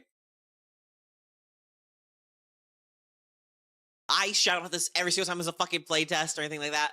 I despise once per day abilities. 1/10 of my power budget as a class goes to me doing something once per session, or if even that.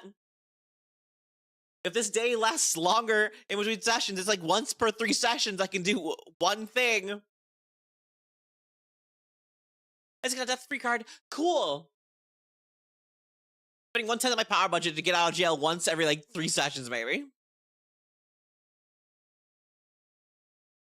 If you resist to 0 HP when I'm immediately killed, you stop that. And you just come back at 1 HP. Each living creature within 60 feet of animation must attempt a fortitude saving throw. Your gain HP equal to half the total damage dealt.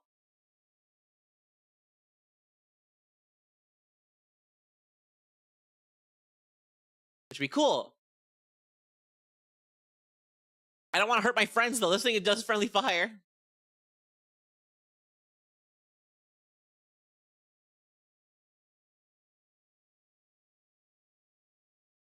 It's each person within 60 feet of you, which is definitely including your friends. If you're not within 60 feet of your friends, you're not doing something right. And you go down to 0 HP, you deal void damage equal to like its level or double its level or half its level depending on their saving throws. And you get HP equal to half the total damage dealt. Once per day, you could hurt all of your friends to save yourself. That's selfish, and it's only once per day. What the fuck? Not a fan. Look what happens, you can heal your friends. I can't, I'm an occult caster. I'm gonna heal my friends. I only have soothe.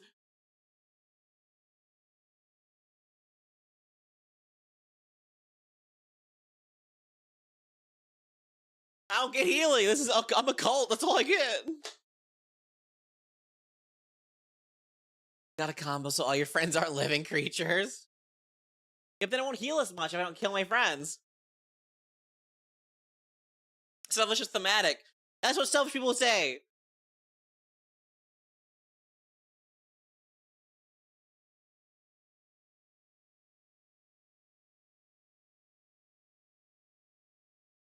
I like to hurt my friends. If I'm gonna hurt my friends, I want to do more than once per day. Listen, all right, I'm contrarian. Effortless concentration, same as every other effortless concentration. What the fuck is flesh tsunami?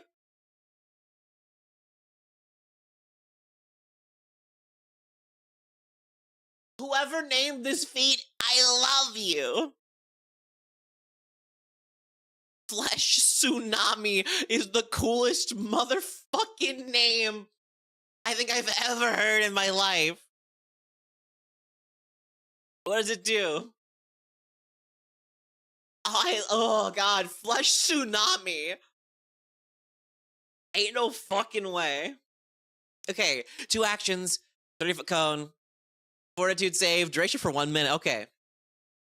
You melt one of your thralls within 30 feet, destroying it and creating a wave of sticky, liquid flesh that floods out of the 60-foot cone. The area becomes greater difficult terrain. When you cast Flesh Tsunami, you can liquefy a second thrall, which must be in the cone's area to make its limbs grasp your foes.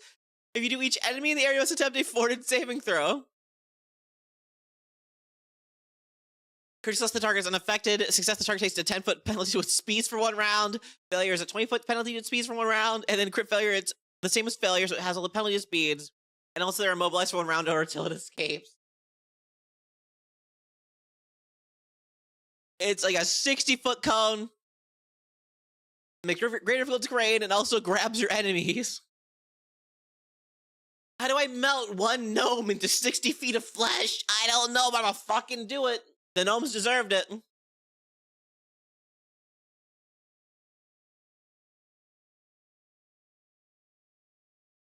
I fucking love this.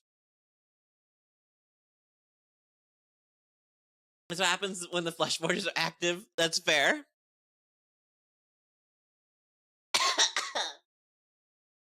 Next gets very goopy.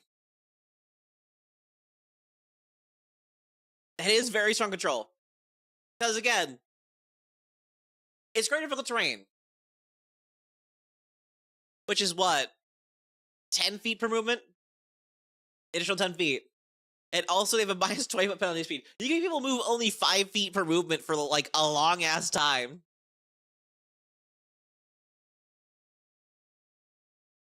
That's honestly awesome. Just fucking shut down every enemy. They might as well be immobilized at that point. You're gonna fuck them that hard.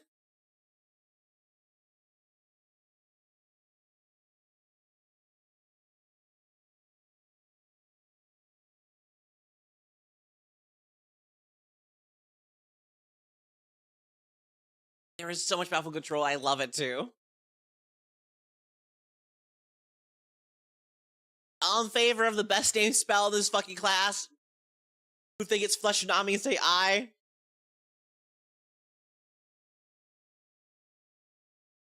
Just fucking Flesh Tsunami is the fucking coolest thing ever. I need to make a fucking YouTube short about this shit because it's so fucking raw. Alright, next up we have Bind Heroic Spirit. It's another grave spell. Again, there's so many fucking focus spells. This thing is entirely based on focus spells. You bind the spirit of a hero to your body. You gain a plus your bonus to attack rolls and saving throws. Whenever you successfully hit a creature with a strike, create a thrall in the space adjacent to your target lasts for 1 minute. Ah! Sure, it's level 18 and it takes forever to get there, but I love this! I get to hit a man with my +3 greater striking wappy sword. I have a +3 to my attack with it on top of it. And every time I hit a man, I make a dude next to me. Are you kidding me? It's fucking sick. It's level 18, so it's not gonna happen ever, but I want it. God, it's so fucking cool. Ah! Yeah, wait, it comes out way too late, but I don't care, Autumn. It's awesome. It's cool.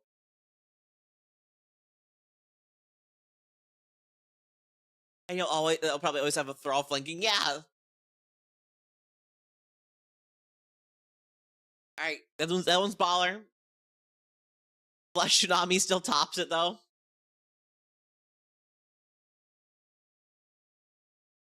Yeah, perhaps one of those scale and level I'd like. Ectoplasmic Aura.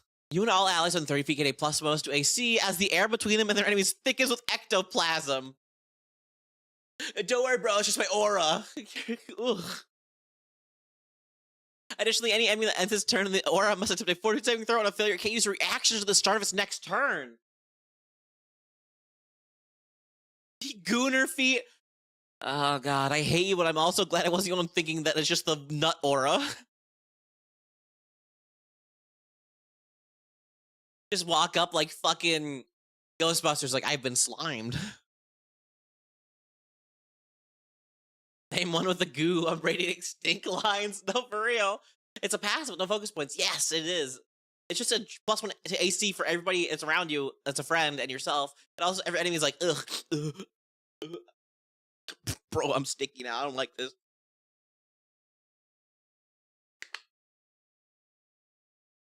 Now we have our 3 20th level feats. This is where it gets cool. Living Graveyard. This is my favorite one of the bunch. Living Graveyard. A 2-action. Thrall feat. Range 100 feet. Duration 1 minute. Conjure forth a gargantuan thrall with 400 HP.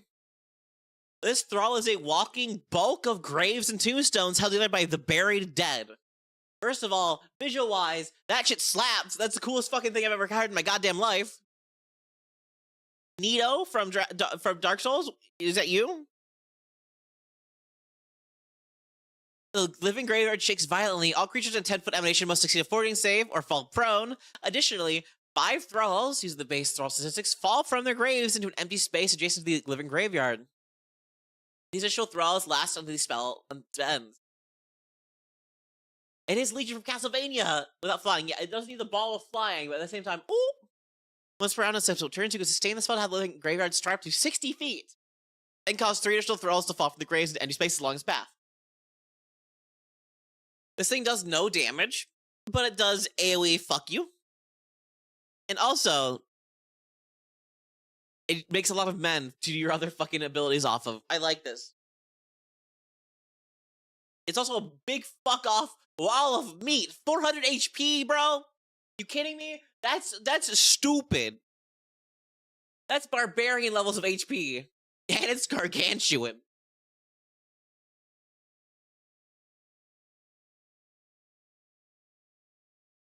Hold the line, hold the door, or fuck it.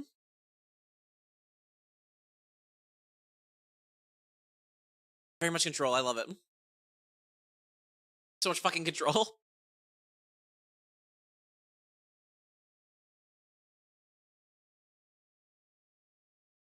And then we have Mortem Ultimatum. You get a second 10th rank spell slot, who gives a shit? Who cares? I have never once played a level 20 spellcaster in Pathfinder 2 and taken the thing that gives me an extra 10th rank spell slot. Never once. It's the least cool thing ever.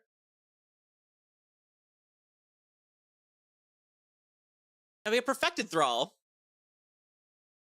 And the Perfected Thrall, focus spell.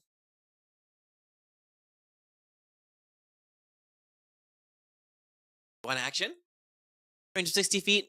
Duration for 1 minute. You create a perfect thrall made of pure muscle covered in a bony exoskeleton inhabited by the spirit of a mighty warrior. That's just fucking sick. We create a thrall that has 200 HP. Whenever you use an ability that will destroy the thrall, instead it loses only 20 HP. Once per round on subsequent turns, you can sustain the spell to have this thrall strike up to 30 feet and have it strike adjacent enemies using your spell attack modifier. On hit, the target takes 7d10 bludgeoning damage.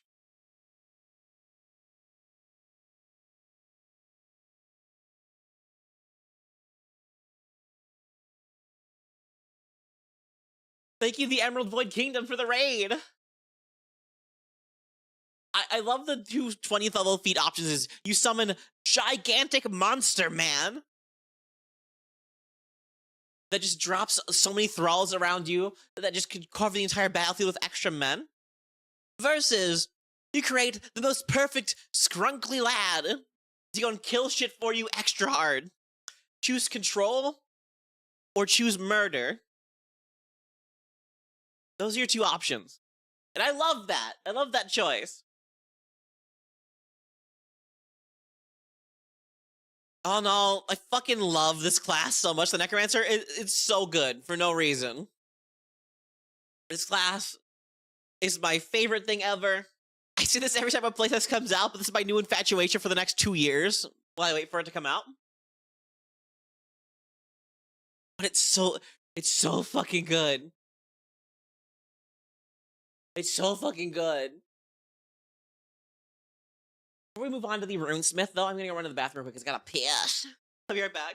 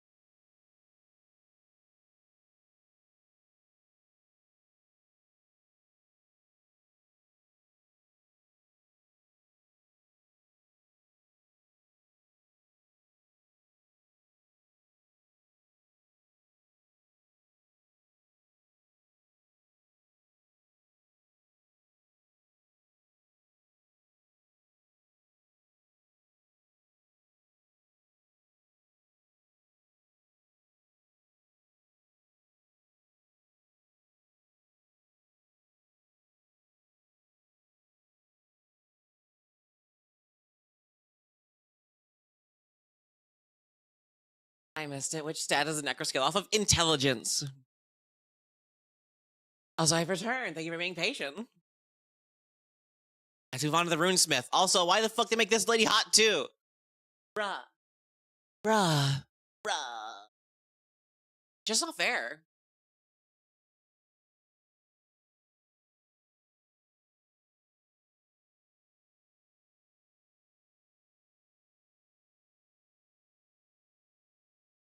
I saw there's to move thralls around. I guess. They can always create 1 to 4 as a single action every single turn. Or multiple times per turn. There's no upwards amount that you can summon. I know it's old art, but I still think they're hot.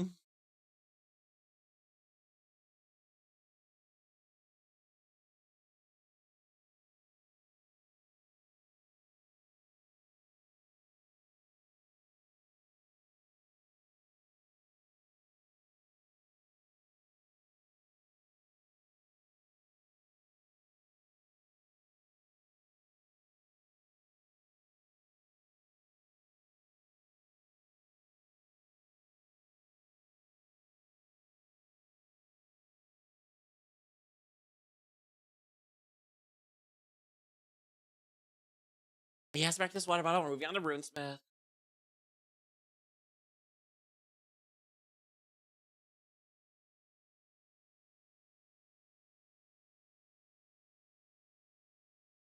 Everyone should be sexy. I agree. Let's go over the Runesmith. This is also, so you'll notice. Wait, we read the flavor text.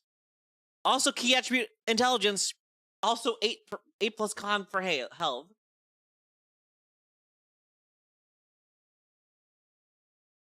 Like, these are the exact same on both classes. Why does the full marshal have 8 plus con and also not key ability scored intelligence? It's mean.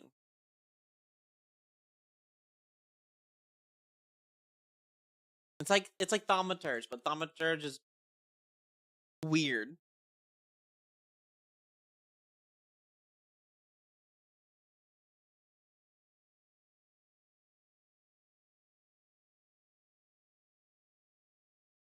Yeah, Runesmith. The Runesmith is an artist and capable of supporting their party with a collection of runes they can write on themselves, allies, and even enemies. By combining these runes in strategic ways and invoking their power at the right moment, a Runesmith can take advantage of any situation.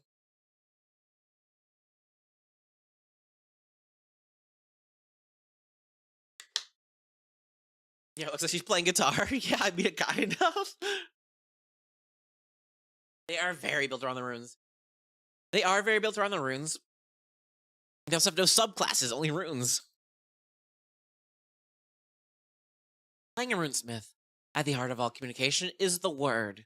At the heart of all magic is the rune. Equal parts scholar and artist, you devote yourself to the study of these mystic symbols, learning to carve, etch, brand, and paint the building blocks of magic to channel powers greater than yourself. Alright, guys. All you freaks who are into getting branded, walk and step forward, please. That means you, Daisy. Where are you?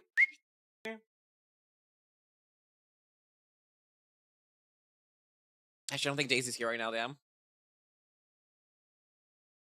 Gel mustache on you to give you a +1 AC. I love that idea.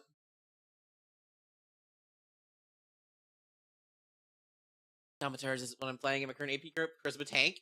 How's that going for you?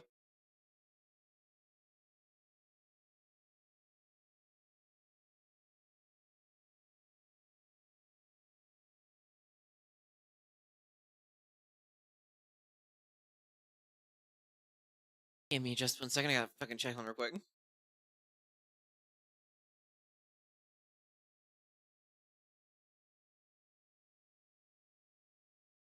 Yeah, there we go.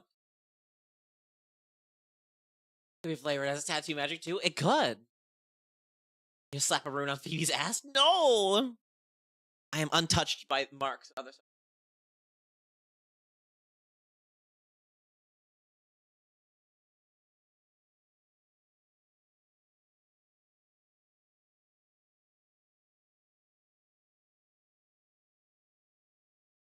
I'm also doing thumb tank. Gotta keep reminding my teammates about the regalia bonus damage to them out. That is true. Do you also have the amulet thing that gives you AC to your homies? Tramp stamp of fire resistance. Job onto branding noted. That's Daisy. It's my Minotaur mod. She's into that.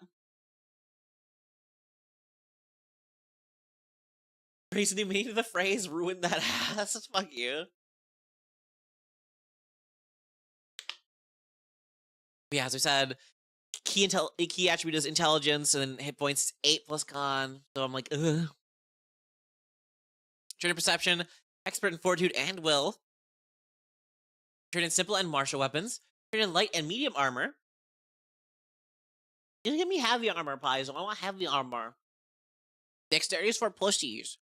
Then you're training crafting, your choice of arcana, occultism, nature, or religion, and then 2+ your intelligence modifier. Amulet's basically use it so much in Cali one-shots, as you should. The amulet's great. It makes you into a baby, what's it called, champion.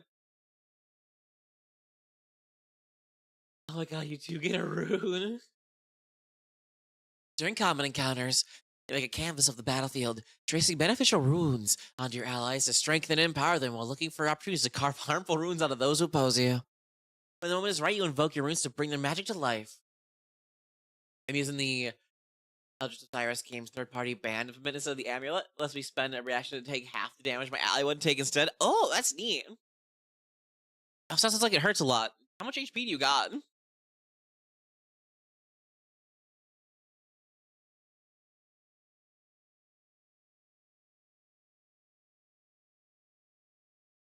During social encounters, your knowledge of magical theory, if not practiced, can translate into a surprising array of facts for any dialogue. If you're not the most persuasive, you might be able to support a more eloquent teammate with a subtly placed runic enchantment. While exploring, you study ancient inscriptions on temple walls or lost artifacts to glean their history and forewarn your party. Take time to maintain runic inscriptions on your allies' gear, ensuring that they will always be ready for the next encounter. Oh no, she wrote a bad word on me. Then you explode. In downtime, you balance scholarly and magical research with an ardent practice of your craft. You may begin each morning composing your poem, like a fucking nerd, or spending each afternoon toiling at a forge, your understanding of runes growing day by day. Give me an idea for Shaylin Knight Runesmith. He makes really decorative runes. Oh, that'd be so pretty! Plus, having armor and some temp HP sources can take a lot. That's fair. You might pull from your study of languages and scripts in everyday conversation. Use the odd word or maxim in an ancient language when the common tongue doesn't quite suffice, like a huge fucking nerd. Or personalize your magic items with small phrases or engravings that hold personal meanings. Rosebud. Others probably ask you for your assistance when a necklace clasp needs fixing, or their armor needs resizing. Or think you a practitioner of magic instead of just a humble scholar. Dryad bard of poetry. Fuck you. I do think it's really funny that this thing is like, you don't cast magic. You're just a huge nerd, okay? You're just a scholar, okay? You're not like magic caster. You just create magic.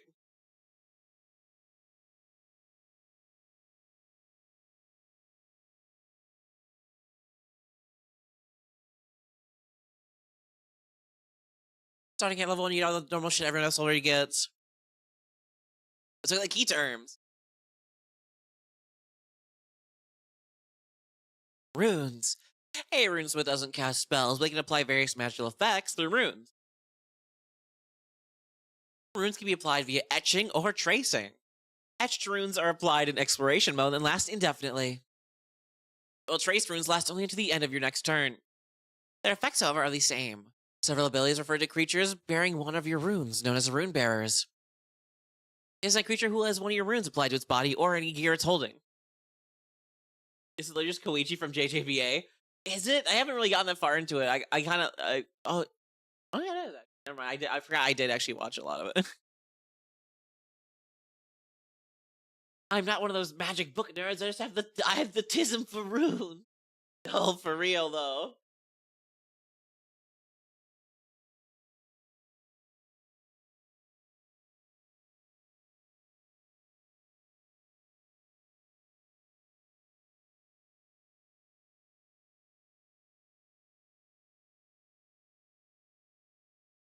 Rune Bearer sounds an awful lot like a horror member. I mean, fucking, you do brand them with something, so like I guess that fits. I would just say polycule member, you know? That fits too.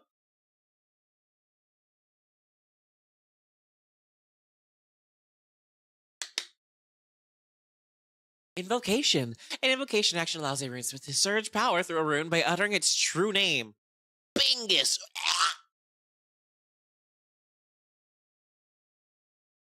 Invocation requires you to be able to speak clearly in a strong voice. It requires that you be within 30 feet of the target rune or runes, unless the other ability changes this. This target rune then fades away immediately after the action resolves. Harem branded. Place a room on their womb. I was about to ask why you guys are so horny, but you guys are fucking tabletop nerds. Of course you're horny. Bria is very king-coded today. Must be head cold. Okay, but Runesmith, who's basically the hacker for magic, would be really cool. It would be. Diacritic. A diacritic is a special type of rune that is not applied directly to a creature or object, but rather to another rune itself, modifying or empowering that base rune. Oh. A diacritic can never be applied by itself, and any effect that would remove or invoke the base rune always also removes it or evokes the diacritic rune. We can only have one diacritic rune on it. I can't invoke today, kinda cold. Runes and their creation. Through meticulous study, you have carved the knowledge of secret runes into your mind and body as if it were a rune. You can apply special runesmith runes onto objects and creatures which grant the bearer magical effects. You must know a rune to use it, and you learn runes via the Runic Repertoire class feature. Applying runes. All runes can be applied in one or two ways.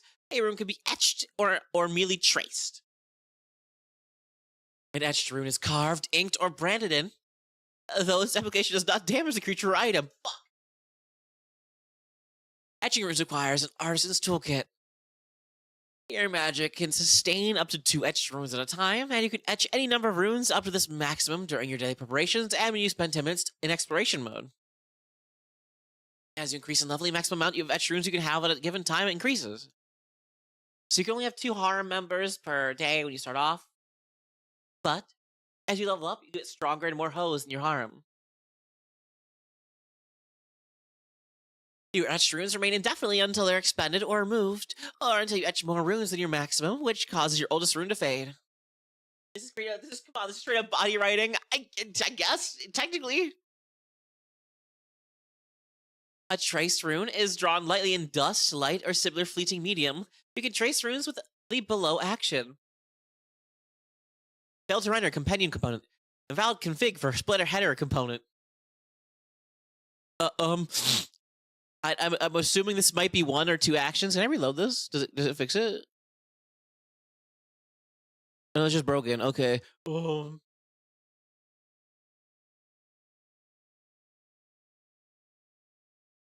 Okay.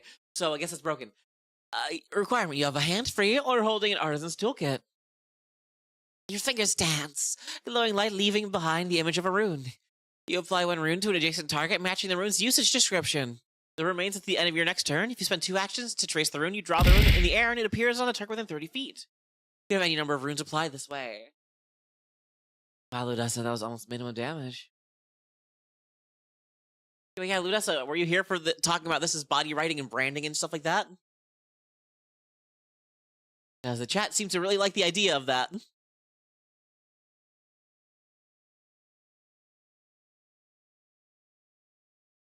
Ow, stop! Ow, rude. I don't appreciate that very much. I'll let you know that. I missed that. Well, yeah, no, chat's really into this whole runesmith thingy exclusively because you can brand this onto people. Did you have a bunch of bottoms? Maybe.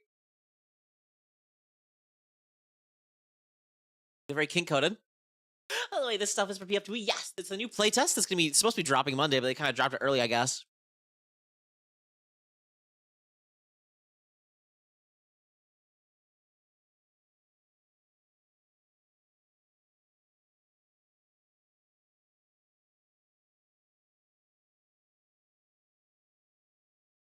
Invoking runes. Magic on your lips. You can pronounce the true name of a rune you've applied, calling it to power you're using invocation action. Any below invocation action. And failed to render compendium component. Invalid config for split header component. I don't know how many actions this is because it's broken.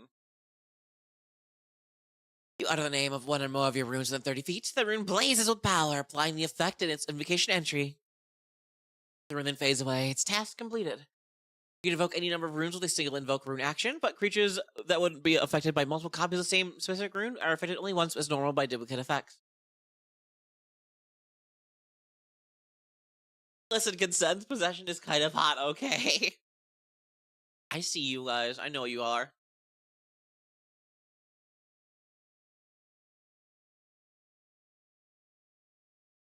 Ain't that bad.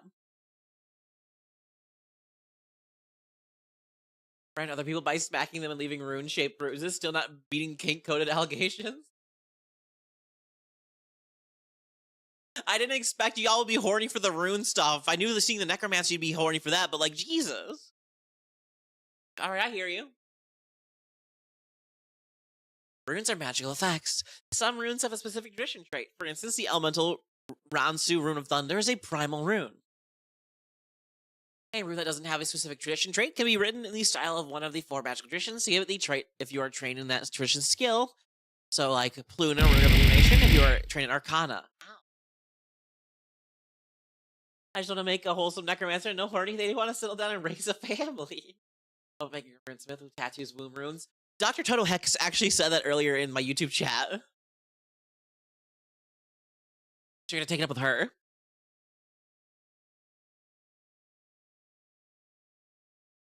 Any runes that require a saving throw, use your Runesmith class DC. Though runes aren't spells, some things that affect spells also affect runes.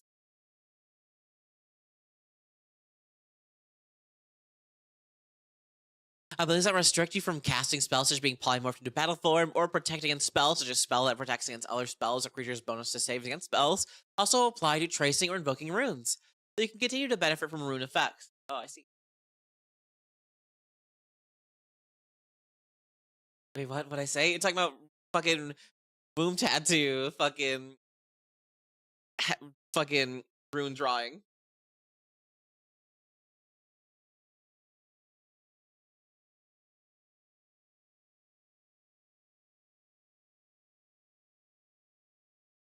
And your rune you use at the same level as you are. For instance, if you're 5th level, your rune would be 5th level, and their counteract rank would be 3rd rank. If you gain a rune at 1st level, similar to spells, many runes get more powerful as you increase in level. In these cases, these runes end with 1 or more level entries. This either lists the levels at which the rune gets an upgrade, or has an entry with a plus sign that describes a benefit that increases on a regular basis. For instance, a 1st level rune with a level +4 entry would get stronger at 5th, 9th, 13th, and 17th level. Should know. Boom tattoo runes, and your party members get tramp stamps. Pathfinder and its kinky stuff never miss. I mean, hey, that's true, but y'all are something else. Rune repertoire. The collection of runes that you know is called your runic repertoire. At 1st level, you learn 4 runes of your choice. You choose these from the common runes in the rune list, as well as uncommon or rarer runes you have access to. As you increase in level, you add more runes to your repertoire.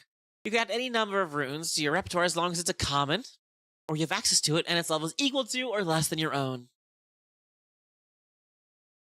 Your repertoire starts at 4, go to 5 at level 3, 6 at level 5, 7 at 7, 8 at 9, 9 at 11, 10 at 13, goes all the way to fucking 13 at 9th level. Your max runes start at 2, increase at 5, 9, 13, and 17, up to a maximum of 6 at a time.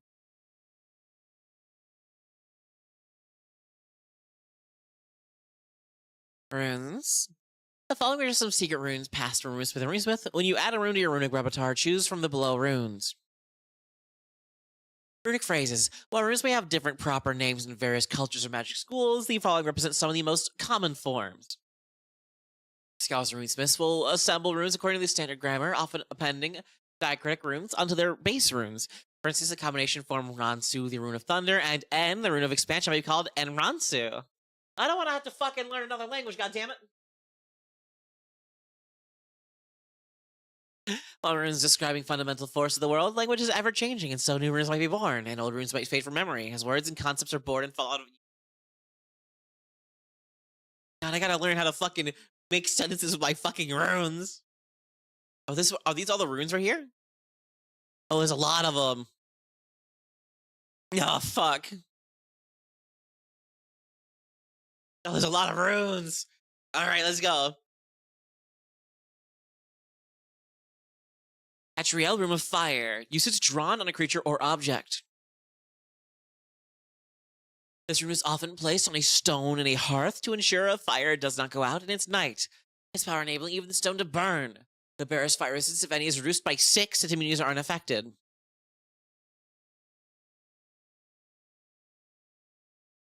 Is this gonna end up like Red Mage in Final Fantasy 14 where it's ver everything? I'd hope not. The bearer takes, and the invocation is the bearer takes 2d6 fire damage with a basic fortitude save. On a crit failure, they are dazzled for 1 round. At least there's not as many runes as the Arcanic Impulses yet. Yeah. Actually, switches up glasses. That's a rune past participle, when you should have used the past present perfect participle version of that rune. And you push him into a locker. You laugh at him, move and walk away. So I'm assuming this is one of the damaging ones, the Rune of Fire. Esvadir, Rune of Whetstones. Drawn on a piercing or slashing weapon or unarmed strike. This rated rune, when placed on a blade, ensures it will never go dull. A successful strike, the weapon deals additional 2 persistent bleed damage for weapon damage dice. Ooh. The essence of sharpness is released outwards from the rune, dealing 2d6 slashing damage to a creature adjacent to the rune bearer with a basic fortitude save. Oh god, there's a lot of shit to read. Ooh.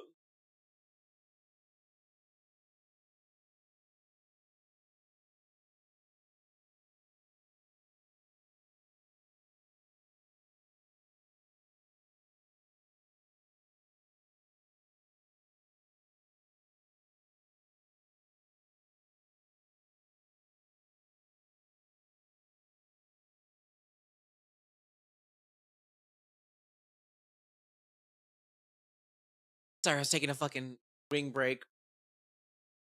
There's a lot to fucking digest here. And yeah, the damage scaling is pretty great. Start to 2d6, 2 levels later, it's 2d6, it's 46.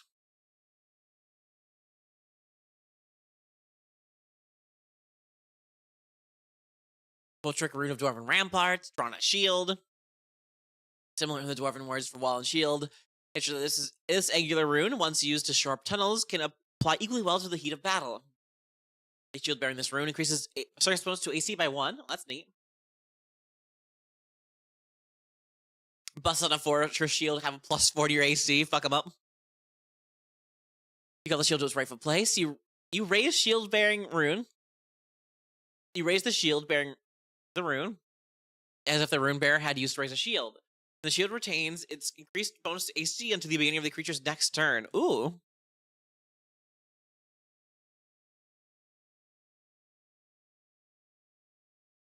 So you just say fuck it, boom, and make the fucking thing go up.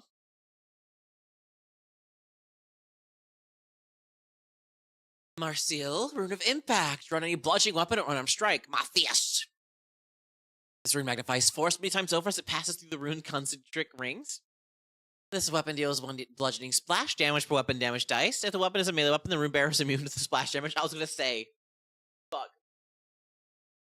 Invocation. The weapon vibrates as power concentrates within it. The next missile strike made with the weapon before it ends of the wielder's next turn. Use additional die of damage when the target must make a 40 saving throw or class DC where you push 10 feet in a straight line backwards or 20 feet on critical failure. Night chatty. Have a wonderful night. Dream of goblins tonight. Me specifically.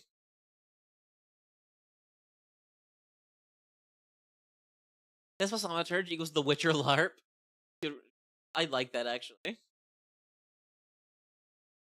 I'm never a fan of pushing things though. Like, extra damage is great, but I don't want to fucking push an enemy. Especially if I'm going to hit it again. I want to hit it again this turn. It's like, well, I guess I gotta walk after him. Oh, next Rune of Coward's Bane. Throw on a shield. I like this one. This rune resembles a broken arrow. While the shield is raised, also gets a bearer plus a bonus to AC against physical range attacks. Ooh, okay. Invocation. The rune creates an illusion in the minds of all creatures adjacent to the rune bearer. Lasts 1 round. Illusion is of a large impassable wall, blocking all paths away from the rune bearer. Effective this invocation can't really move further away from the rune bearer for 1 round, or do they disbelieve the illusion using by seek action against your class DC? I like that. That's really cool.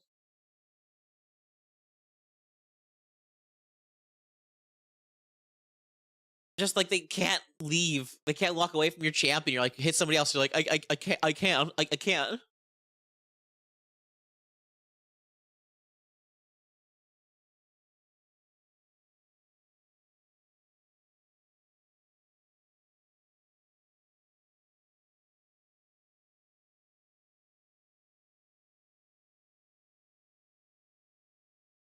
The passive effect on the shield rune is not as good. Doesn't stack and only applies against physical range. That's fair, but at the same time, the invocation's neat.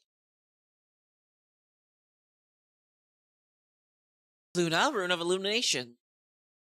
Drawn on a creature or armor. While many runes are enchanted to glow, light is the focus of the Sybil rune. The rune sheds a bright light at 20-foot emanation. And dim light 40 feet. Creatures in the emanation take a -1 penalty to stealth checks. In Invocation, each creature in the light must succeed a Fortitude saving throw against your class DC or be dazzled for 1 round. The light fades, but the target still sheds dim light for 20-foot emanation for 1 round. I like that a lot. Like, okay, guys, walk here. You have a cool flashlight on you. Cool. Flashbang. Bonk. I don't like that, like, it affects everybody, including the rune bearer. Like, I don't want to put a flashbang on my friend and have him get hit by it. Not a tiny orc. I'll kill you. Ranshu, Rune of Thunder. This vertical rune is often carved on tall towers to draw lightning and shield the buildings. The bear does not take a move action at least once in its turn. Lightning finds at the end of its turn, dealing 1d4 electricity damage. Are you? What the fuck? Invocation: the preliminary streaks of lightning braid together a powerful bolt. This rune bearer takes 2d6 electricity damage with a basic fortitude save. I love this rune so much. This is so fun. It's a baby tiny bitch amount of damage, but it's really funny just to imagine. Just static getting like zapped every 2 seconds. I'm zappy. Hi, pretty goblin. Happy holidays, hope you're doing good. Oh, hey, thank you for stopping by. I'm doing pretty good now. I was very, very sick for the entirety of this week, but I'm doing really good right now.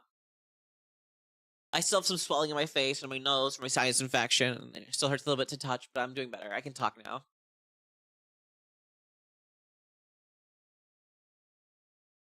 Sun, diacritic rune of preservation, drawn on a rune. This spiraling diacritic channels the magic of a rune outwards, then back in the same location, allowing the rune to reconstitute itself. After the base rune is invoked, the rune automatically traces itself back upon the target. Oh! Poggers!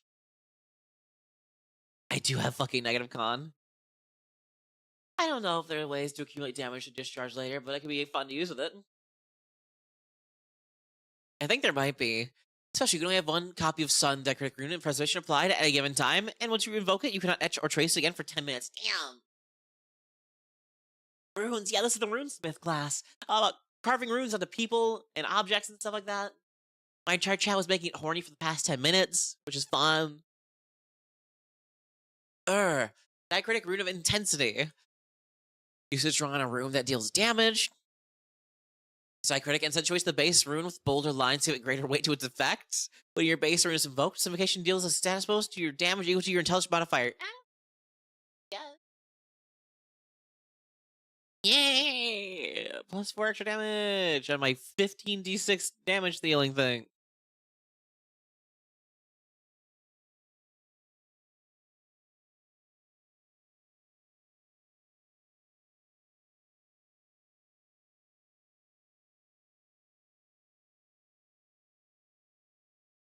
That's how I feel about that one, actually.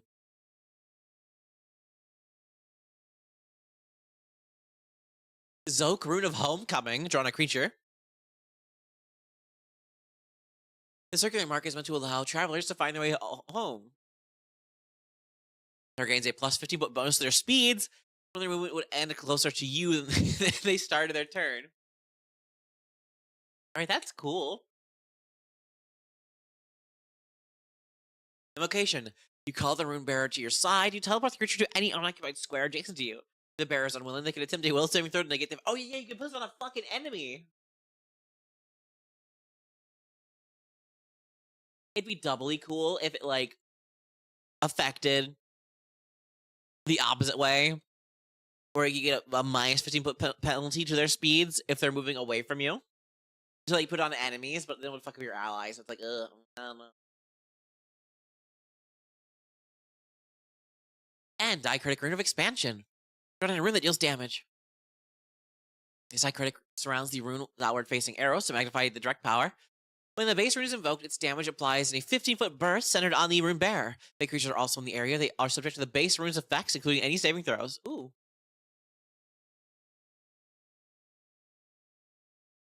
There's one that does that? Okay, thank you. Decrease, Rune of Gravity. The lines of this rune overlap strangely, making it seem larger than it really is. The Rune Bearer gets a +2 bonus to athletics checks and gains the benefits of Titan Rest their feet. Alright, that's neat. That's pretty good. Given my Barbarian. All creatures in a 15-foot emanation around the Rune Bearer must succeed at a fortitude save or be pulled 5 feet towards the Rune Bearer. Fuck you, gravity pulled my homie.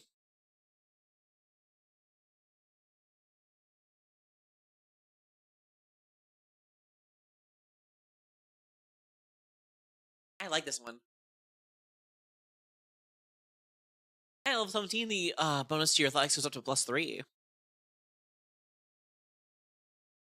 Chelsu, Rune of Observation. Usage drawn on a creature. A ring of dotted circles. This rune allows the creatures marked with it to see all. Target is affected by See the Unseen and gains all-around vision. Oh, that's really good. Which prevents it from being flanked. Invocation. The eyes of the rune fly outwards, attached to all creatures in the 20-foot emanation. Each of these creatures that was invisible become concealed instead. Each one that was concealed for any other reason is no longer concealed. This effect lasts for 2 rounds. Well, that's neat. Oh yeah, no, there's so much fucking teamwork involved in these 2 classes. I love it the most. Inf. Diacritic Rune of Corruption. This set of angular accents around the base rune channels the essence of fiendish corruption. The base rune gains the unholy trait to assess any damage it deals. If applied to a holy creature, that creature is enfeebled 1 for as long as the rune is applied to it. That's really fucking good. Invocation, unholy trait. When the base rune is invoked, it burns away with an unholy black fire that lingers on the target. In addition to the base rune's normal effects, it takes 1d4 persistent fire damage. Why can't it be 1d4 persistent unholy damage, huh? Holy Spirit damage. Juraz, Rune of Dragon's Fury. Etched onto a creature or armor. This angular rune channels the fury of dragonkind. Whenever a creature strikes the Rune Bearer or steals from them, Draconic Sanction fully focuses on them, causing them to become off guard for 1 round. Oh. Invocation. As a free action, the Rune Bearer can fly up to 60 feet towards a creature that has damaged them in the last minute. During this movement adjacent to the creature, the creature becomes off guard until the end of the Rune Bearer's next turn. If the Rune Bearer doesn't have a fly speed and its movement speed in the air, they safely float back to the ground at the end of their next turn. Oh, I like that. I think it was unholy damage. It wouldn't work on most creatures. I guess, but this thing specifically to hurt hurt holy creatures.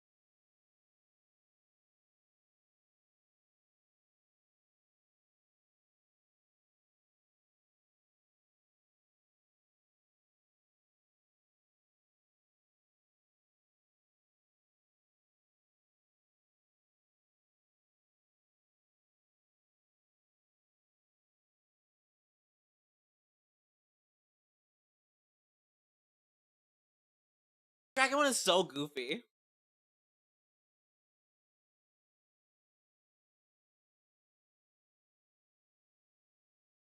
Is the off guard for 1 round and the passive effect also a victim of the weird duration rules in that it ends at the start of your turn, not their turn? I think so? Question mark? I think so. Oh. Code Jastri, Rune of Insulation. Drawn on armor. This rune insulates you from harmful energy of all kinds. The creature wearing the armor grants resistance 5 to your choice of cold, electricity, or fire. Any creature that touches them or damages them with an unarmed attack or a non-reach melee weapon takes 2d6 damage. The rune has the energy trait of the energy type Tomogen and the damage of that type. Invocation. Any creature that has the armors where engulfed, grabbed, restrained, or swallowed takes 46 damage with a basic reflex save against your class DC. On a failure, it also releases the armor's wearer. I like that. That's really good. And the resistance and the damage also go up by level. By like +4 levels, I should say. That was a really good defensive one. I get swallowed a lot, so like I like it. Not like I like getting swallowed. I mean, I like not getting swallowed, so I like the runes. Trollistry, Rune of Forlorn Sorrow. Okay, who at Paizo had to go name all these runes? I'm really curious now. Trollistry, Rune of Forlorn Sorrow. Etched onto one armor or creature. Calls to mind the forlorn nature of elves and the beauty within it. While this rune is beautiful, Sorrow is the best admired from a distance. Discouraging approach. Enemies within 20 feet of the rune bearer treat all squares between them and the rune bearer as difficult terrain. Oh. No, it's the anti-vor rune. Invocation. Sorrow bolts out the capacity for any other action. Each enemy within 20 feet of the rune bearer must succeed a will saving throw or be slowed one as it spends its first action of each next turn sobbing, or slowed to a crit failure. Regardless of the outcome, the creature is then temporarily immune to this invocation for 1 hour. Imagine, oh god, this shit's so fucking funny. Yeah, you know, elves are really good at crying, right? Now everybody cries around you for 1 round. That's fucked up.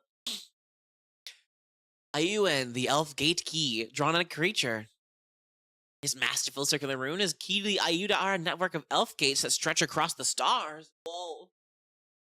Once per turn, the rune bearer takes a stride action. They can instead teleport a distance equal to their speed. That's like fucking Robin in that really shitty Arkham Knights game, where his special form of maneuverability is him hacking into the fucking watchtower, Justice League watchtower, and just teleporting himself everywhere in like a quarter of a second. Invocation. You teleport the rune bearer to a location adjacent to any of your other runes, as long as on the same plane, and an unwilling target can attempt a will saving throw to resist the teleportation.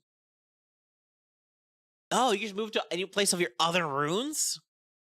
I like that. That's really cool. Special. You have the ability to cast the Sigil cantrip, then you can cast the Ayuan's invocation to teleport the rune bearer to a location adjacent to any of your sigils on the same plane, in addition to any of your runes. Ooh, I like that. Will teleport is awesome. Rovan, the Seal of the Dead Vault. Drawn on a creature. This is so fucking long, dude. This mighty, jagged rune is just one of several that keeps the Destroyer sealed in his prison, deep in Galarian's core. Why do I know this? Where did I get this? What? The rune bearer takes a 20-foot penalty to its land speed and a 40-foot penalty to all other speeds as the rune attempts to buy the creature. Creature's fly speed reduces 0. This way, it can't take a fly or arrest fall action. It just fucking falls, I guess. Invocation. The ground in a 10-foot emanation around the rune bearer becomes difficult terrain permanently, and the rune bearer must attempt a fortitude saving throw as the earth around it attempts to surround and imprison it. The rune bearer is then immune to your Rovan Seal of the Dead Vault runes for 24 hours. Yeah, why do I have the fucking Rovagug, like, womb tattoo, like, on lock? Why do I just have that? Who gave me this? Critical success, the bearer is unaffected. Success, the bearer is slowed for 1 round. Failure, the bearer is slowed 2 for 1 round. And critical failure, the bearer becomes slowed 2, restrained, and blinded as it becomes trapped in a massive compressed sphere of earth. If the bearer is unable to escape the sphere within 3 rounds, it becomes petrified. Over the course of a year, the sphere forms a small hill around it, hiding the buried prisoner. At the top of the hill, a stone with an image of this rune remains. Counteracting the stone frees the prisoner. What the fuck? Bro, that man's going to forever jail. What? Bro, that's just forever prison. Bye. Sorry. Yeah, this reminds me of that one spell, Undertaker, where you just form a stone grave around somebody and they just fucking fall into the earth and just get buried alive until they fucking suffocate. I like this. This is fucking metal. This is evil. What level is this one again? That's the highest level one. No wonder. The Elf Gate key and the fucking Dead Vault Block key. God's Chastity Cage. It's fucking 17th level runes. Okay. I understand now. Also, those are all the runes. I really like a lot of them. I just noticed there's only like 2 or 3 attacking runes. So like if you want to do damage with your runes, there's only like 2 of them, and it's like fire and electricity, I think. It's just fire and electricity? It's just 2 of them? Oh no, you have slashing here. I don't know. I forgot. You have a couple damagey ones, but I guess one's like one for your friend to deal damage to somebody else versus you putting it onto an enemy to damage them. Does this have a? This does not have the incapac. Oh, does have the? Oh, it does have the incapacitation trait. Fuck, this sucks. I hate this rune. What's the point? What's the point of me having it at level 17 if I can't use it against the final boss?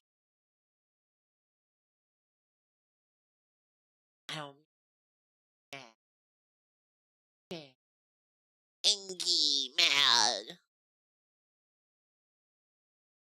Man, this is level 17. I can't use it against any cool enemies. Are you kidding me? This sucks. What the fuck am I gonna use this on then? Ow! That was almost max damage. Good job. But still, what the fuck? Who decided that? Like, I understand the purpose of the incapacitation rune, but I hate, not the incapacitation rune, the incapacitation trait, but I hate that it happens with so many fucking things that are cool, because you just can't use it, because what's the point of using this against a random nerd? Want me to use this against a fucking goblin? I guess. They'll just kill a goblin, maybe. What's the point? Try to use it against a cool enemy, then I guess they're not slowed at all, and they're unaffected and die.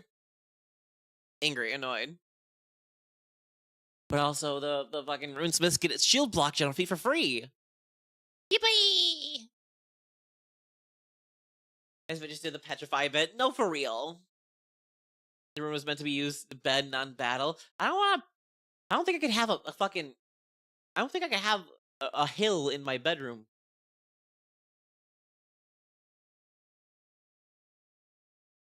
No, for real. It has shield block, but it has to use a weapon. It's supposed to use a weapon, but also it's supposed to have a hand-free holding artisan tools to do any of its shit. I don't know. Weird. Use the shield weapon, I guess. Get them shield spikes going.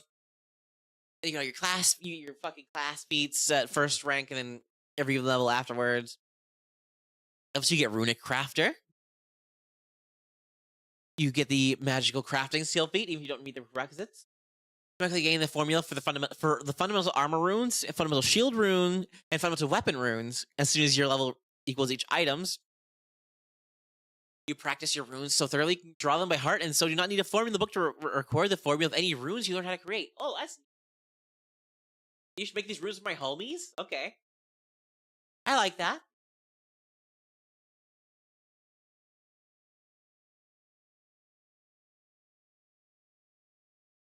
Skill feats, general feats, skill increases, yes. A weapon increases at 5. Your proficiency with your class CC is 7. It increases to master.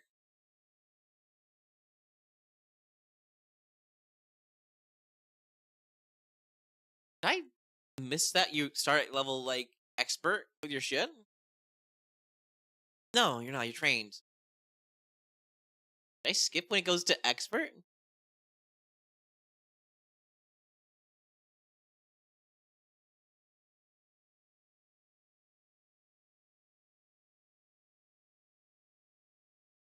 Oh, that's probably just a typo. Expert runes. Your expertise in magical scripting lends further power to your runic magic. Your proficiency rank of Runesmith class increases to master. That should probably be expert.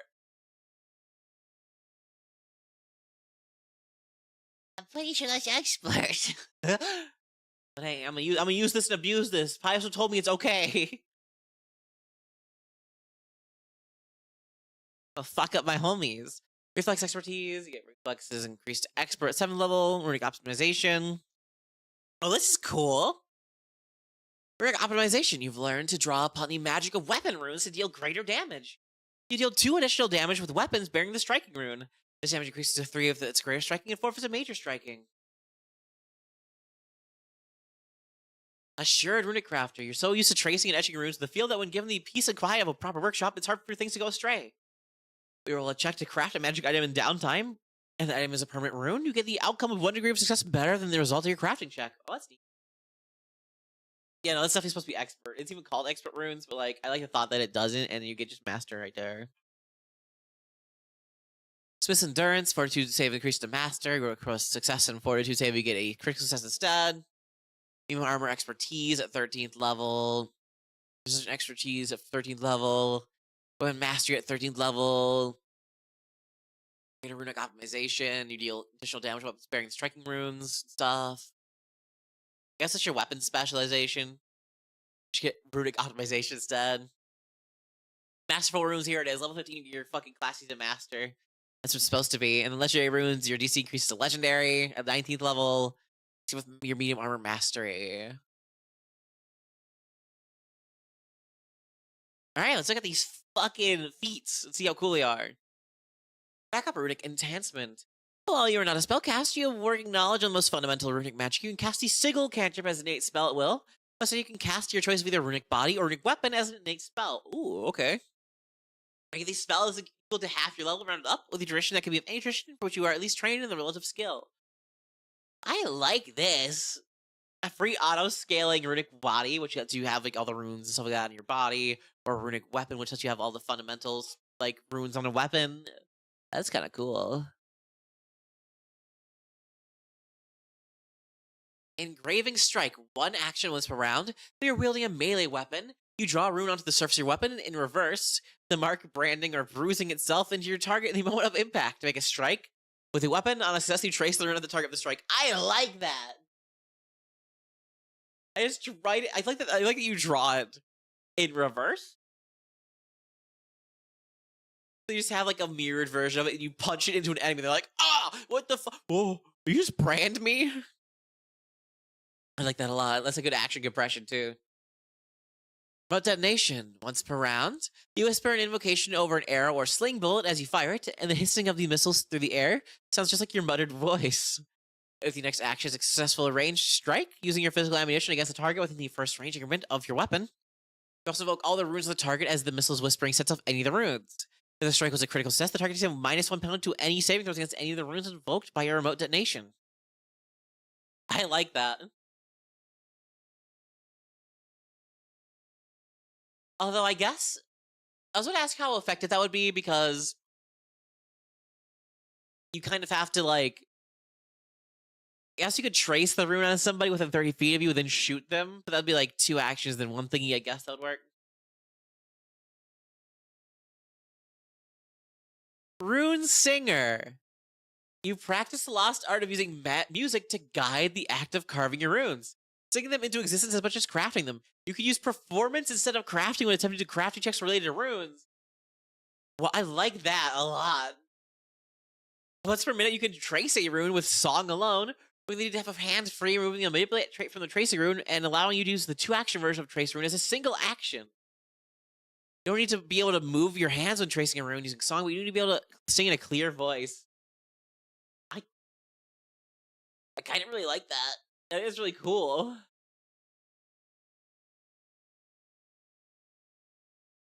Lord action cost is neat.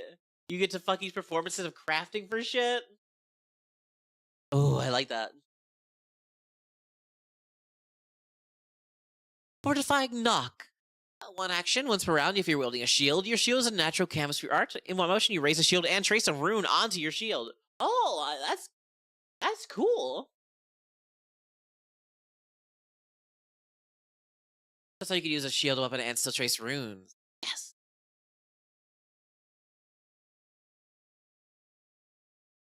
Although you can only use it once a minute, though. You gotta fucking open with that and then just throw your fucking shield to the ground, I guess. Invisible Ink. 1 action. After your rune is drawn, it flares once, then fades, leaving only the barest mark. You can use the concealed object action with any of your applied runes to hide the rune on the object or creature or a creature to whom you have applied it. The GM rolling a crafting check instead of stealth. Oh, I like that. Oh yeah, no, definitely. The fortifying knock combo is fucking great. I guess if you want to like secretly, sneakily slap a rune onto somebody's ass, you can do this. Runic tattoo. Drawing your favorite rune in your flesh, you know you'll never be without it. Choose one rune you know, which you apply as a tattoo to your body. The rune is always etched on your body. It doesn't count towards your maximum limit of etched runes. Ooh. You can invoke this rune like any of your other runes, but once invoked, the rune fades significantly and is drained of power until your next daily preparations. Okay, so once per day. Plomp. You can magically alter your runic tattoo to change it to another rune you know, or remove it altogether with a week of downtime. Oh no, I'm being serenaded by Rune Mommy as she puts her runes on me. Is stream studying for anybody else? Yeah, no, it's because my fucking, what's it called? I'm dropping a lot of frames right now. My internet's fucking shitty. It's wintertime, my internet's gonna fucking suck. My bitrate is fluctuating hardcore, I'm sorry.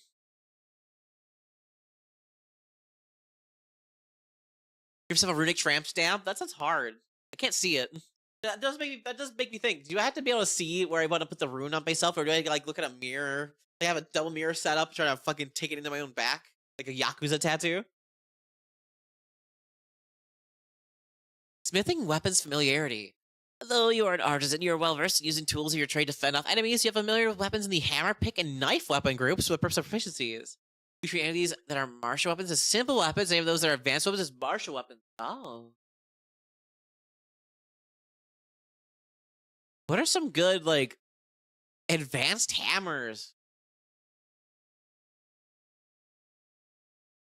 What's a good, yeah, what's a fucking good advanced hammer? Is there any, actually?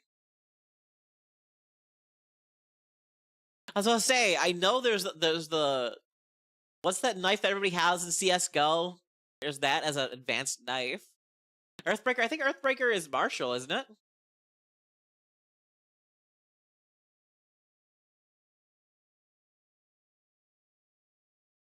Yeah, Earthbreaker is martial. Boom tattoo sits around the front. Flick Mace is advanced, yes. Is that a hammer? It's a flail.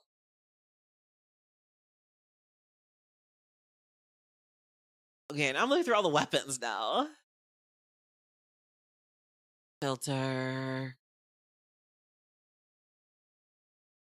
Bands. What is it? Hammer. Knife. Okay.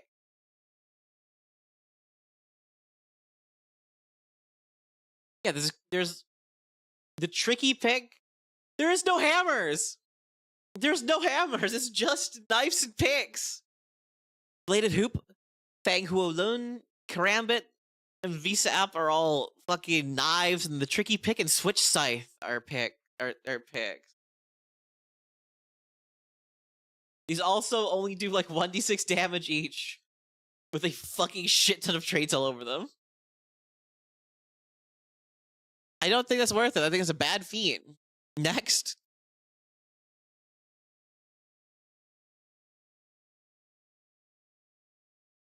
I guess if I want, like, Karambit's okay. It has Fatal D8, Finesse, and Agile. If I crit, I get some good shit off of it, question mark. It's thematic. Cool.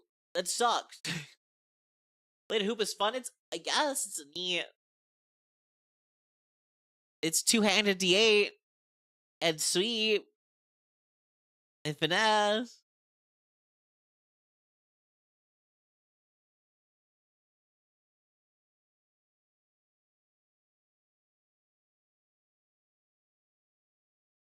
I forgot you have to. Yeah, it has a free hand when it's spinning if you use an action to do it.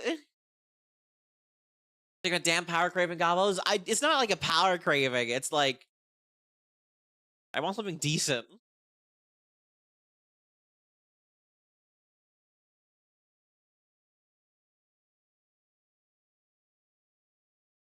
And also, yeah, they're all uncommon, so I don't even have access to them. I'm a goblin. I'm not from the circus. Artist attendance, 2 actions, once per round. Yeah, 2 actions. Your runes call you to better attend to your art. Stride twice.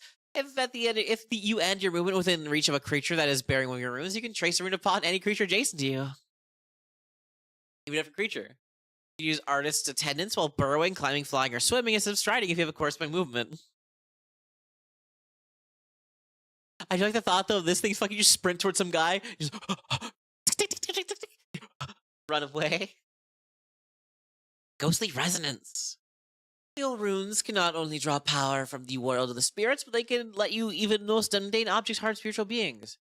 You can choose to grant any creature or item bearing one of your divine or occult runes the benefit of Ghost Touch rune as long as they're bearing your rune. Ooh, that's free Ghost Touch. Okay, I see you. I'm down with that.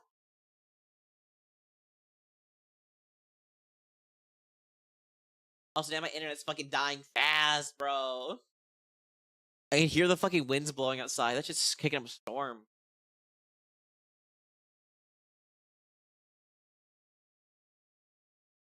Terrifying invocation. You spit and roar as you pronounce your rune's terrible name. You attempt to demoralize a single target within range and then invoke one rune upon the target. You can demoralize the target as long as they are within range of your invocation, and you don't take a penalty if the creature doesn't understand your language. What? Cool. It's also kind of goofy. Thank you so much for the hydrate.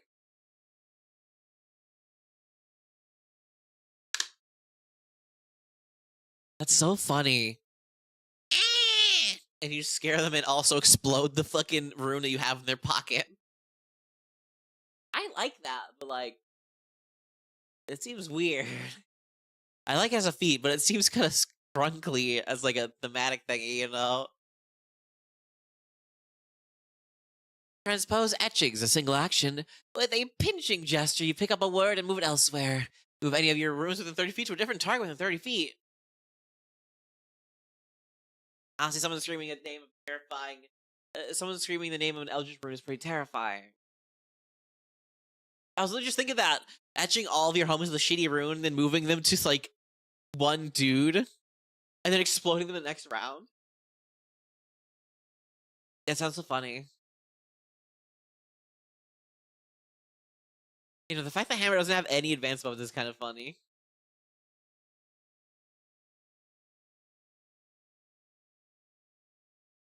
For Paizo, if you have Fortifying Knock, that's gonna let you put a fucking rune onto your shield as you raise it. When you raise your shield, you bury a runic trap into it to be set off by the clash of an enemy's weapon.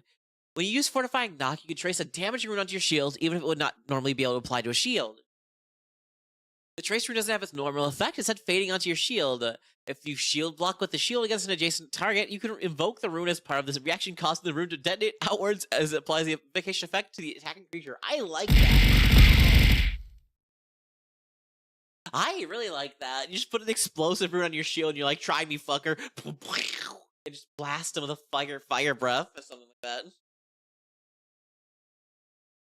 Tracing Trance. Your turn begins. Trance flow unbidden, tracing runes as if by purest instinct. You become quickened until the end of your next turn.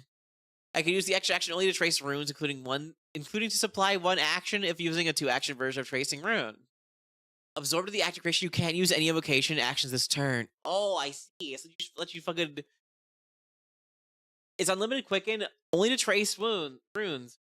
But if you choose to use that thing that turn, you can't invoke any of them.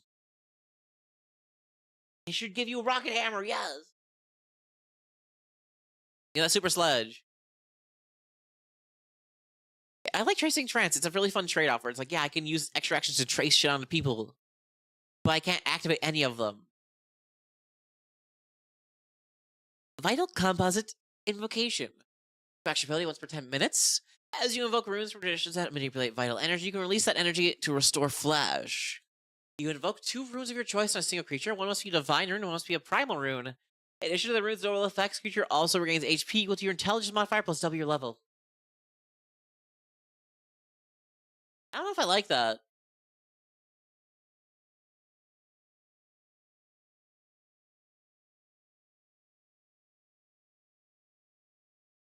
You need to have one divine rune and one primal rune onto them, and also invoke them, and then they get healed like 4 plus twice your HP and twice your level. That's a lot of setup to do that once per round. I mean, not once per round, once per fight. Because it's once per 10 minutes. I don't like the once per 10 minute invocation restrictive setup, yes. Yeah, no, I don't like that. There's a lot of them. Ah, damn it. I hate once per 10 minutes and once per day things the most. Words fly free. When actually, if you have the runic tattoo feat, and your runic tattoo is not faded, just because your runes are tattooed in your body doesn't mean they need to remain there. You fling your hand out, the rune for your runic tattoo flowing down it and flying through the air in a crescent. You trace the rune onto all creatures or objects in a 50-foot cone that match the rune's usage requirement. The rune then returns to you faded.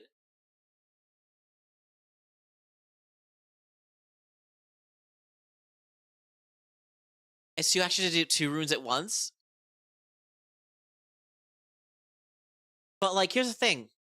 You could already invoke as many runes as you want within 30 feet of you. You know, invocation's only one action to go and blow up every rune if you want. Hey, that genie problem. So it's 2 actions to invoke, specifically 2 of them, and then they get healed a little bit. Helps this one a little bit that you can etch one or both of those runes into allies before the fight starts, but the offensive ones require a lot of setup. Yeah, no. It's just weird. I like Words Fly 3, because I'd imagine myself taking that, like, I want to put the Zappy rune into myself and just move constantly. And then fling the Zappy tattoo onto all these enemies, just invoke it, just and blast everybody. Because like clearly this is supposed to be like a good tattoo rune. Nah, I'm gonna tattoo horrible things into my body that make them give to all my enemies.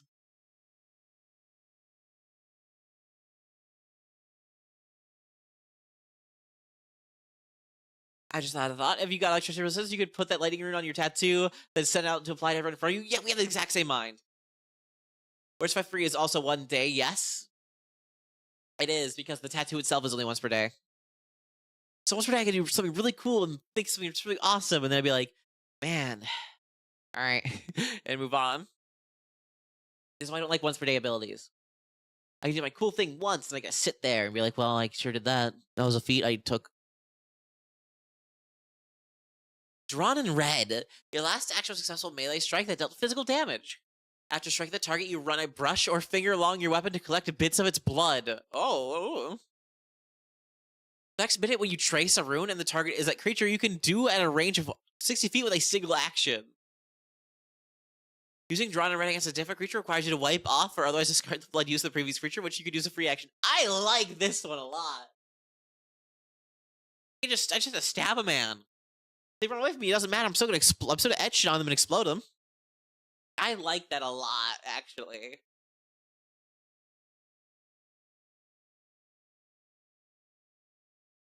Imagine using it on the boss and fucking sprinting away and just etching shit onto them. It's the weirdo anime looking blood from your sword feet, yes! Why did he lick that? No, that's literally just kite them and blow them up from a distance. This just makes me think of Mashal, though, where, like, he throws the rock at fucking, I can't remember his name, and he just catches the rock and licks it, and Mash is just like, why the fuck did you lick that? And as a revision is a single action ability, you can scratch out and rewrite part of an elemental rune to temporarily change the type of power it channels.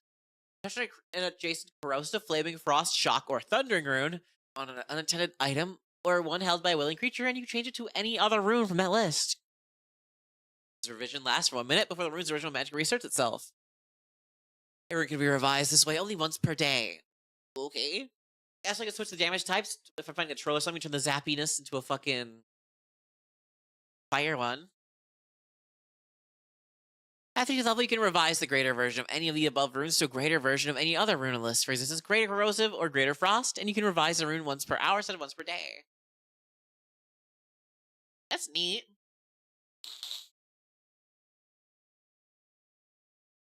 Yeah, it is once per day per rune. Read the bones. Is this not a Necromancer thing? Using ancient scripts, you carve a question into the bone before casting into a fire where it cracks. So my ritual takes 10 minutes. By interpreting the cracks, you can gain the effects of augury related to a question carved in the bone. Yeah, that's a Necromancer. I won't use it, but I like it on Necromancer. Chain of words. 2 action ability once per 10 minutes. Once per 10 minutes, you see the thin line of magic between your creations. You exploit that connection with a small shift of power traveling from one room to another. Invoke runes on 2 different rune bearers within 60 feet. In addition to the rune's normal effects, the chain of glowing scripts flows between them, dealing 5d6 force damage to all creatures in the line. Not the rune bearers. Creatures can attempt a basic reflex save. On a critical failure, they are restrained as the runes seal their movement until the end of your next turn or until they escape. At 12th level and every 2 levels afterwards, the damage increases by 1d6. That's awesome. I love that.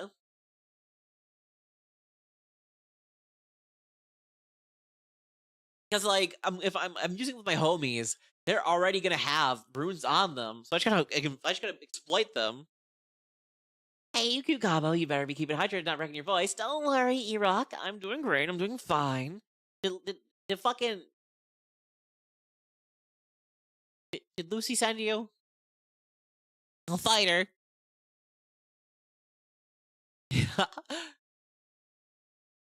Clashing composite invocation. 2 action ability once per 10 minutes. Why are some of these fuckers once per 10 minutes and once per day? Presumably include yourselves in those bears. You can, actually, yeah. I'm glad you're feeling better. Yeah, I'm doing a bit better now. My face is only a little bit swollen, and my voice is kind of back. It still hurts to touch my nose, but like, they'll get over that in a couple of days. Why are so many of these abilities once per 10 minutes or once per day? I hate this. Ugh, I hate something you can use once per fight. It's so annoying. I have focus spells for that. But like, I could use those like 3 to 4 times per fight on the Necromancer. Annoying.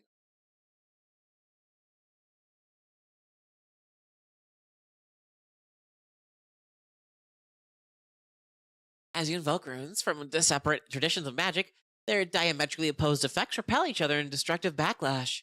You invoke 2 runes of your choice in a single creature, which must be from opposed traditions of magic. Either one arcane and one divine, one occult, one primal. In addition to the rune's normal effects, the target must also attempt a fortitude save as the destructive magical harmonics clash their body. The target becomes sickened 1 where they take an action to save themselves. The sickened condition ends immediately. Sickened 1 on a failure, and the sickened 2 on a crit failure. Like I said, there's a lot of ones per 10 minutes. Feats with super restrictive setups, and I don't like any of them. Yeah, this setup is really weird. I take them with a fucking arcane rune, a divine rune, and then blast them with a 2 action ability, and then they become sickened 1. That's so much setup, so many actions it cost. I do it once per 10 minutes, and it only makes them sickened 1? Nah, fam. This is a 10th level feat. This is a 12th level fucking zombie feat from the Necromancer that lets me just give people fucking sickened if they're next to me by just existing next to me. Bruh. Annoying. Overloaded ammunition. You can bind power to arrows or sling stones to transform them into explosive missiles. Oh. For your type preparations, you can lay power containing inscriptions upon 2 pieces of ammo to transform them into explosive ammunition. The DC of explosive ammunition is equal to your class DC. Oh, the bindings of this power are unstable, and the ammunition burns itself to ash for your next daily preparations if not used. So the ammunition has no value if sold. At level 14, you create greater explosive ammunition instead. This was cool. Okay, listen. I already have an assload of crafting. Like, you start training crafting, and your entire class is doing crafting stuff. Why would I take a fucking 10th level feat to go and get 2 free pieces of explosive ammunition I can just craft in batches of 10? Bruh. You're trying to use all the nukes at once? These aren't even nukes. These are like me trying to sneeze on somebody all at once. It's like, oh wow, cool.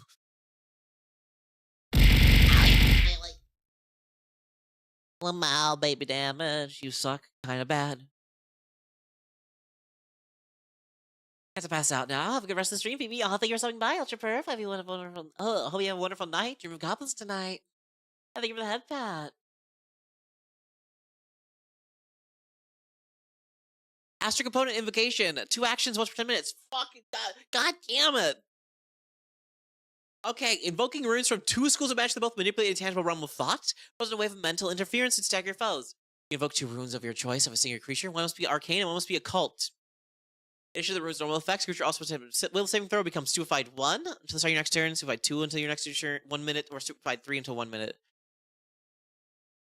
This was at least better than the fucking clashing composite invocation, but at the same time, there's so much setup. There's at least a turn or 2. Just do this once per 10 minutes? Nah, I don't know. I was so excited for this class, but it seems so weirdly obtuse.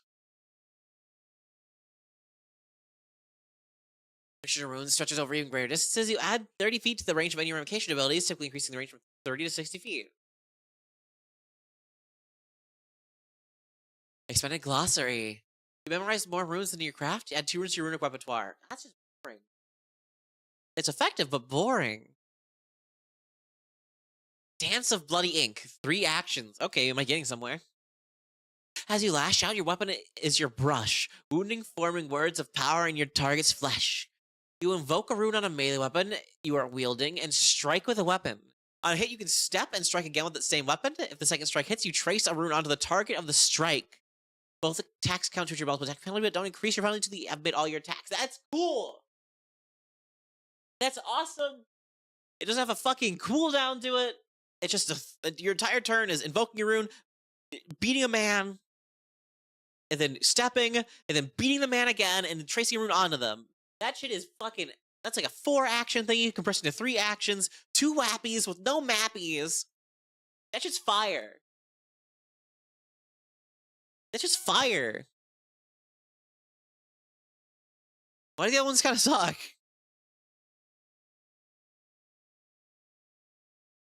Feels like marshals could use a system like focus points. If not just let them have focus points, let them make 1 per 10 minute stuff as focus points.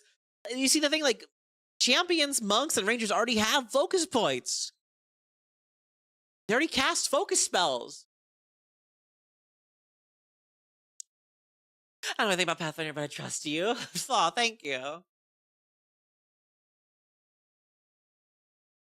I'm a rather trustworthy goblin.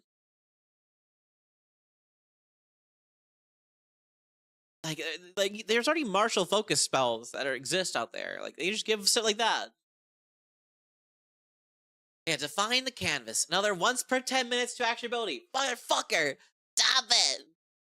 You produce 4 runic inscribed stones, which whirl in the air once before darting away to a perimeter of 20-foot burst centered on your square. While within the canvas, you can trace a rune directly onto the ground, which causes the rune to expand across the entire space, tracing onto however many creatures of the canvas you choose. Because that's for 1 minute. That's cool!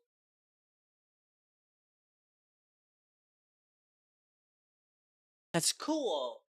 I just once for fight.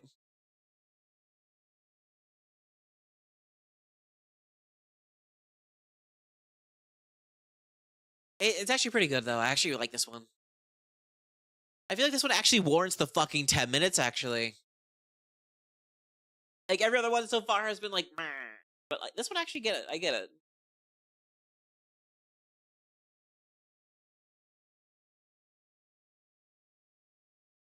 Once per fight is fine for this one. It lasts the entire fight anyways. Yeah. Once per fight, you read the Necromancer already? Yeah, I did already. That was the beginning of this, thingy. Beginning of the stream.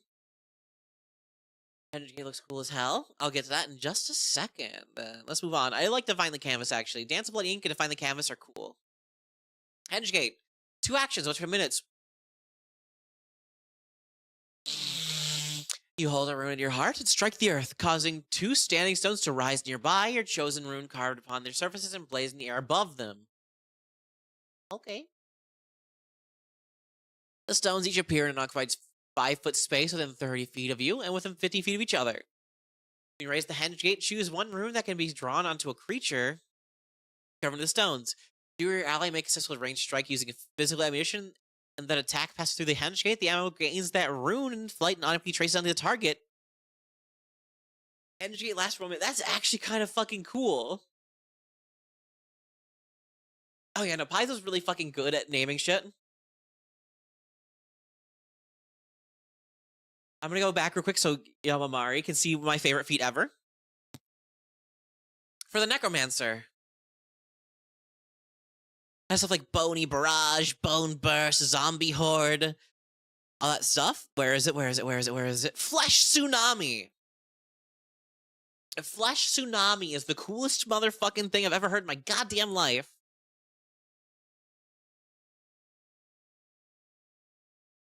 I like to find the canvas, the last iteration of the fight. It does, yeah.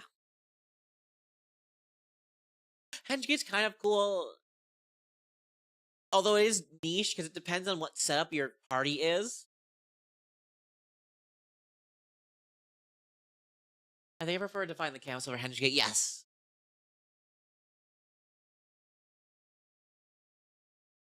If I had to choose, I'd definitely pick Define the Canvas, because like it has way more applications than Hengegate.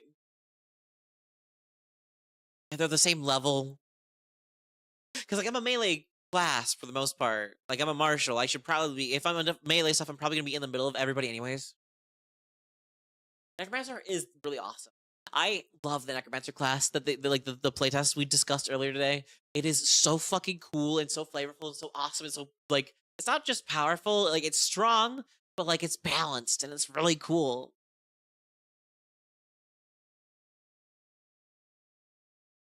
Alright, by your name, once per hour.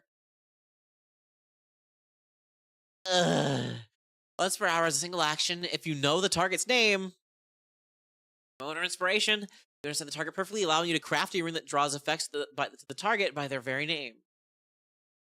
The crafting check against a standard DC of the target creature's level. Regardless of the outcome, you cannot attempt to use by your name against the target again for 24 hours. Critical success, you understand the target's true name, which you add temporarily to your runic repertoire as a special diacritic rune. This diacritic rune magnifies the effects of the base rune when targeting the creature whose true name is the rune represents. When invoked, the target gets a -2 penalty to other saving throws against effects of the base rune. Additionally, if the base rune deals damage, it gains its stats bonus to damage equal to half your level. Inspiration used to understand the diacritic rune fades quickly. Forget how to use the diacritic rune after 1 minute. It's kind of ass. Like, it sounds cool. Like, it sounds awesome. I need to know the name of the enemy I'm trying to attack with this. I can only do it once per hour. And it makes them a little bit worse at, like, their saves against my thingies. If I don't know the fucking name, though, it does nothing.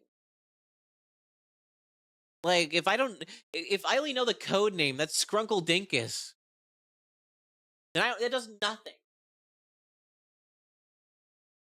Like, the entirety of the campaign I was in with my last GM, Daisy, like the 3.5-year campaign almost. The main bad guy, his name wasn't actually Albedo. That's just what we knew him as. His name was fucking one of the sins and stuff like that. That was his real name, so that wouldn't have worked on him at all. Like, imagine having to know the name of a random mook you're fighting just to use a, what is it, 16th level spell? That's a 16th level feat! You have to know the name of your enemy you're using it against? They don't have name tags on their armor at the evil fucking factory of death. They don't say, hi, my name is Ted, how can I help you today? How am I supposed to use this?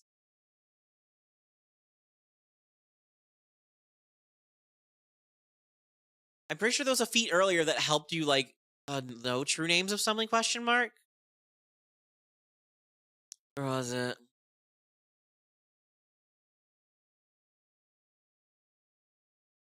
No, that's not it.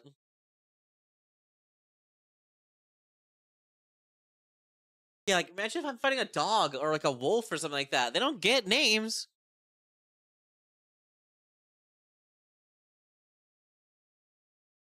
No, it's not that one. Fuck. Oh, well, I could have sworn this one that you learn the name of something, question mark? I might be wrong. Check for name tag. That's a bear! There is no name tag! That's number 37. Return unto runes as a reaction if you are targeted by a ranged spell attack. Remember, you have a hands-free or holding an artisan's toolkit. You attempt to deconstruct an incoming spell into its individual magical components, storing them temporarily as a rune. You gain a +4 bonus to your AC against the triggering attack. If the attack misses, the spell is returned to its original form, sealed in a rune, which floats around your free hand or around your artisan's tools. At the end of your next turn, you can trace this rune onto a creature as normal. When this rune is invoked, it has the effects of the spell you deconstructed, as if it were the original caster had hit on the target. The rune affects only the creature it was applied to, even the original spell could usually affect a greater number of targets. I love this, actually. That's cool. Someone shoots the what's that nuke spell? What's that one nuke spell in Starfinder? Turn it into a fucking rune and staple it onto the person's body, and they're like, please no, don't nuke me. And you nuke them. Sonic Blast, yes. It's actually a good feat. No usage limits. Usually be targeted by a ranged spell attack, which could be pretty niche, but when it happens, it's gonna look fucking cool. It was worth it.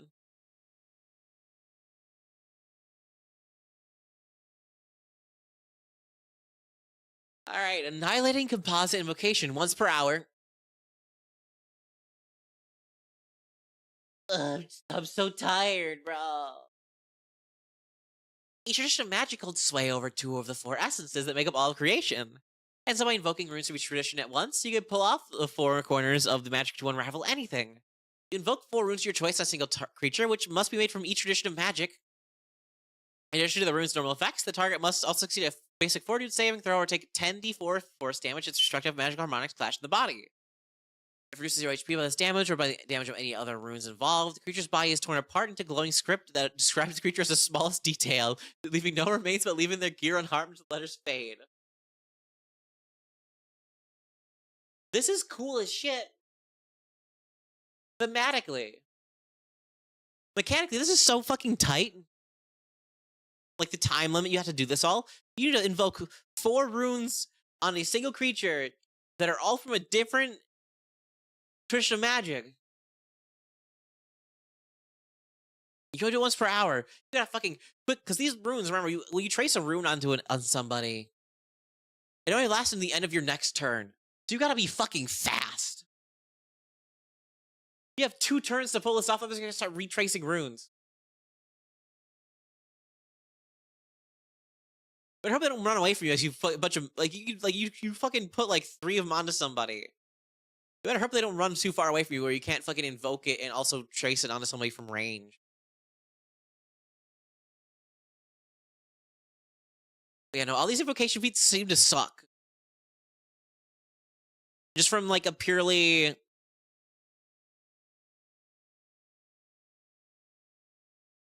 What is this? Living Lexicon. Your knowledge of runes knows no bounds. Add a single additional rune to your runic repertoire. No bounds! You add that one. You add one of them. It has 0 bounds to your knowledge and magic. You get 1 extra. Fuck you. Bruh. This is 18th level. 18th level, by the way.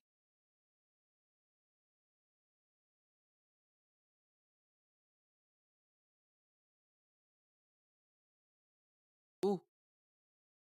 No bounds there are. Yeah, 1 extra one. Fuck you. This is endgame, bro. What? Also, are these the only level 18 ones? You have to choose between bad or boring.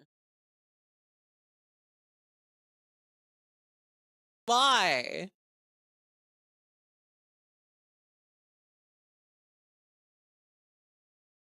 Oh, that sucks. Okay, level 20. Forge new word.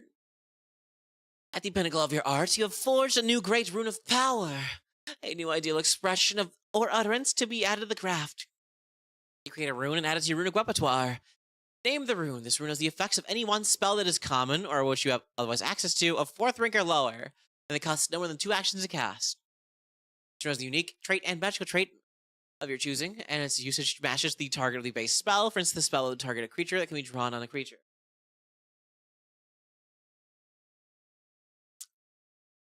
What is your super ultra awesome fucking thing you can do, Runesmith. I just took a spell from my spellcaster friend and I can do whatever. Oh, I see. Shades of meaning. I don't fully understand how this feat works. You can etch a rune of invisibility to make someone permanently invisible.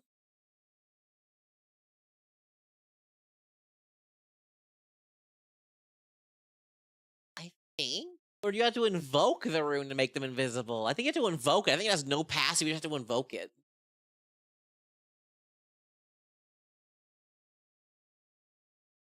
Which then it sucks. It's weird. It doesn't suck. It's actually pretty useful, but at the same time, this is really boring. And I get it. Alright, shades of meaning. You know one or more diacritic runes. As the gap between your intentions and your words becomes almost nothing, you find that you don't need to consciously draw the diacritic marks that would embellish or modify your runes as you draw a rune. You can use to grow outwards like a living thing, like the exact accent or stress marks you intend to have. Whenever you etch or trace a rune, you can choose to also apply one diacritic rune you know to it as part of the same action.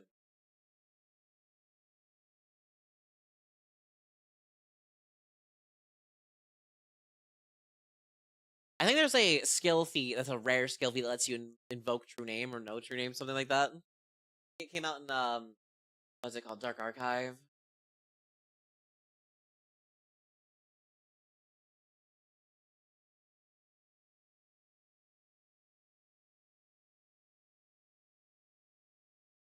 Other than that, I don't think there's anything else, really.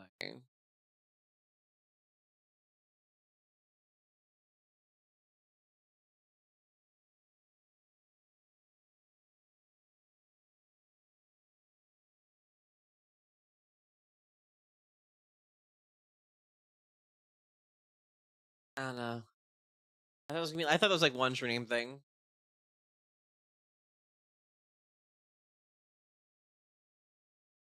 Wait, no, it's a rare cantrip, I think. Wait, no, you have to know the true name already. Damn, what the fuck?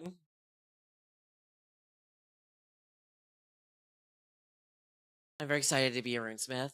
That and Commander are going to be fighting for my favorite class. Really? Because so far, the Runesmith is very hit or miss for me. Like, it seems like half the feats are really cool, the other half the feats are kind of ass. All these invocations feel kind of mid at best and kind of garbage at worst.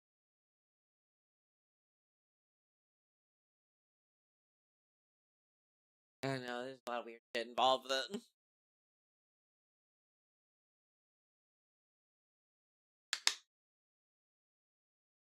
Not the biggest fan of some of it. I fucking love the Necromancer, by the way. Personally, for me, yes, Necromancer over Runesmith. Which is funny, because I hate spellcasting. I love martials the most. But yeah, I trust Paizo to make it better, but I feel like right now it feels ass.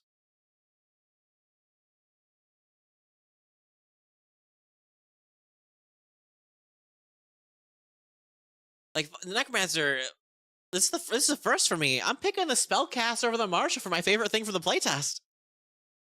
Which never happens, ever. Because I typically don't like spellcasting. Spellcasting is typically my least favorite thing to do in games, but this Necromancer... Is it weird if I say that the Necromancer doesn't feel like a spellcaster? It's a full 10th rank spellcaster. But it doesn't feel like it, because it interacts with its own spellcasting in such a unique and weird way with all the focus points and the focus thralls and all the other shit you gotta do. But it feels way more involved with the normal spellcaster that I really, really like it. I gotta strategically place all my minions around. I gotta choose what to use on where and why and how. I really like it. I don't have to just fucking hit a 2-action spell and be like, okay, cool, I do that and I move and that's my turn. I can just summon a bunch of dudes and have those dudes explode and do other stuff. Flesh Tsunami versus one more rune. Yeah.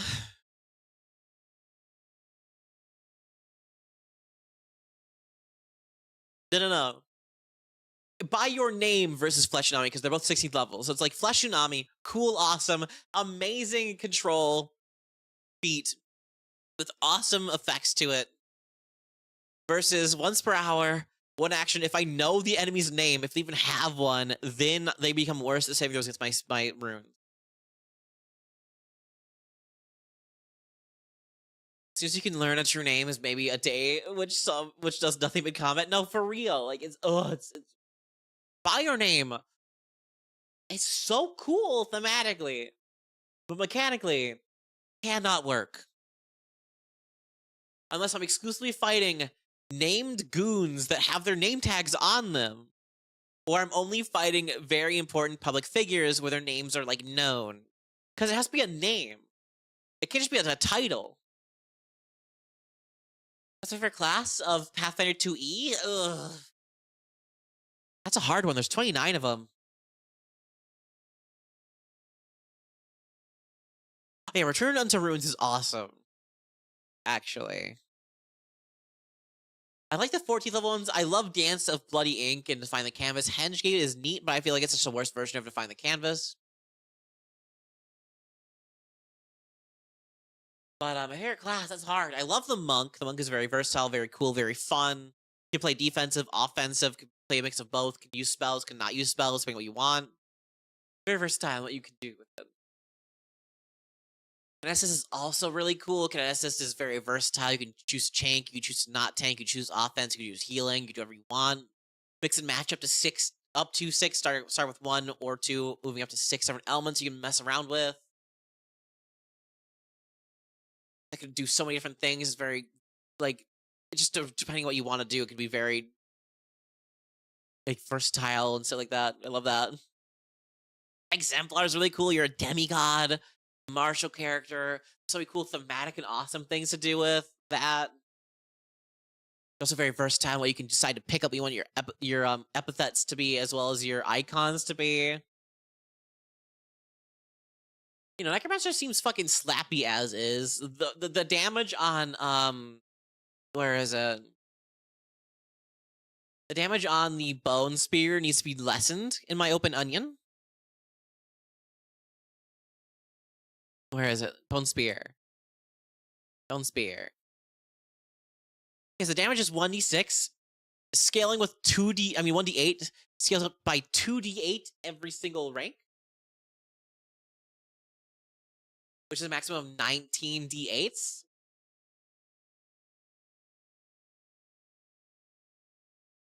The Skeleton Lancers do need a buff. 5 damage versus a 300 health target is nothing. For the flesh, bone, or spirit, I really like the bone and the flesh. The spirit is okay. It's really effective and really cool. But I like the 12th level feats that are about the flesh and the bone ones more. And I just personally like zombies and skeletons more than like ghosts, so that's just a thematic thing for me.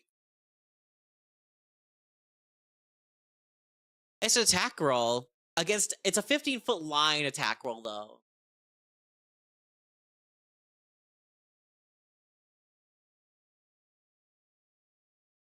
So that's up to 3 dudes taking 19d8.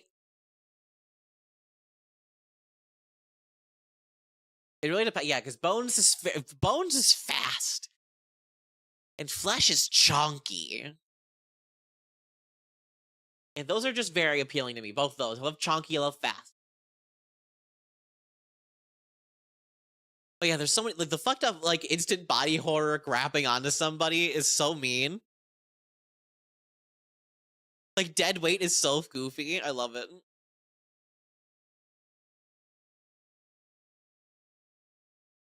You just throw a corpse at somebody, and that thrall just wraps around that creature, and you meld the flesh together so they're stuck to them, and you're like, ah! I have a thing for ghosts. That's fair. I also have a thing for Whoopi Goldberg channeling the fucking spirit of that one guy to go and fuck my wife.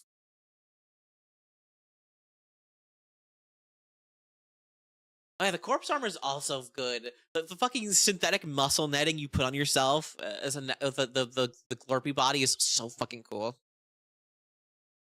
You know, all in all, I love every part of the Necromancer. It's so fucking cool. So fucking awesome. It's so good. Runesmith is very hit or miss, because some of the feats are really awesome. Some of them feel really not great. I'm not sure how I feel about, like, what is it? I'm not sure how I feel about it, like, 8+ Constitution, intelligence key ability score. Key attribute, I should say. It gives you a lot of shield stuff. But you need to have a hand free or have a hand with artisan's tools to do any of your etching stuff like that. And then you have a weapon in one hand if you want to use your weapon ones. It feels like you have to choose what you want to do. Like it doesn't feel like it knows what it wants when it comes to like how you want to go about things. It's like I can either do nothing and also have a shield, or hit stuff and have no defenses when there's a lot of cool shield runes, and like you get shield block for free. I don't know, it's weird. What I don't like about the Necromancer is that basically everything is a focus spell. That's what I love about it. I love that everything's a focus spell, because you can get focus points back really easy, including mid-combat by exploding one of your thralls.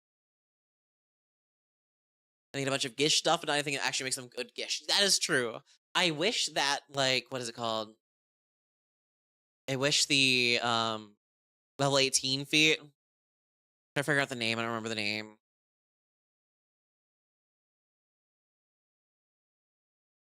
Bind Heroic Spirit. I wish this spell scaled. It was a lower level and scaled up with you. Like, you know, like maybe it gives you a +1 bonus to attack rolls and saving throws, and as you level up and something like that, it gets the bonus to +2, and then a +3. Like, this should be lower level and then scale, in my opinion. It's really good for what it does now, but like, you gotta wait till your 8th level to get it. I miss the animated inside rope combo because the update states that the rope can't be living. Yeah, I don't know. I don't think. I'm trying to figure out exactly what was the combo that made them be like, all right, fuckers, don't do that. Because I doubt that was that strong, you know. I doubt animated rope plus inside rope is too good.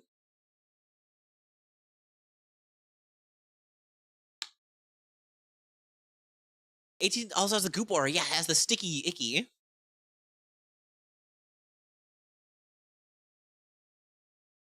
Which is just amazing in general. Just 30-foot emanation. Everybody around you gets you and all my allies get a +1 bonus to ACs, and then every enemy can't use a reaction if they're inside my aura of goo. That's just great. It's still kind of gross, but I like that. I like the gross.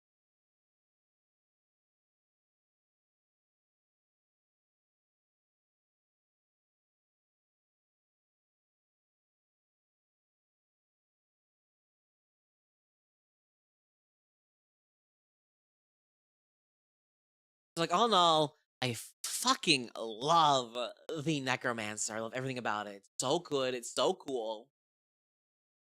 I recommend it.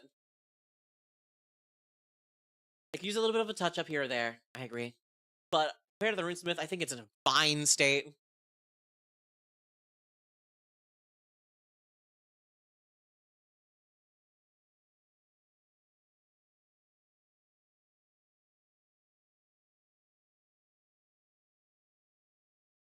But the Runesmith, I think it use a little bit of a touch, you know, touch here or there.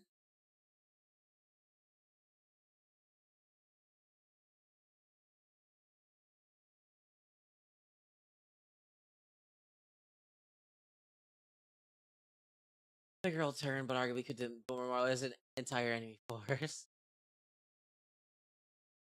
I'm gonna make an Urgathoa follower now. I mean, yeah, that's fair. This lady is just an Urgathoa lady. She just follows Urgathoa, and she's fucking hot. Look at her. Wood. Yeah, Runesmith is the guardian of this playtest. Not bad, but needs to cook more.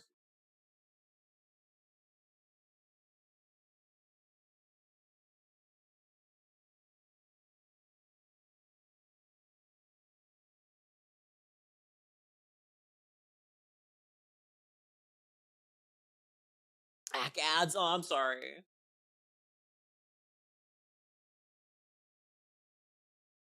Man, no. I want to playtest Necromancer actually, like, whole ass. Like, I'm always scared to playtest classes because the last time I playtested a class as a kineticist and they died immediately in the first combat. You know, I got my ass beaten by a bunch of Grave Knights who were just punching stuff because back then what's it called? Like using your kinetics, everything would trigger reactions. So just got my ass beat instantly. That was fun. It caused an almost TPK, which is not fun. They made the kinesis way better, so I have high hopes that the Runesmith and also the Guardian will end up being way better. But the Commander and the Necromancer are solid. Do we know what day or like what month or whenever the fucking Battlecry playtest, like the Battlecry book itself, is gonna come out? Like, I know it's next year, but is it gonna be like at PaizoCon or like Gen Con? It's probably gonna be the Gen Con release. Hey, Raptor Blue, thank you so much for the raid. I'm Phoebe Bane, Goblin Knights VTuber extraordinaire. Probably June. I didn't imagine. Wait, what for Kinesis? They got crunched. They're a rock. Got the rock.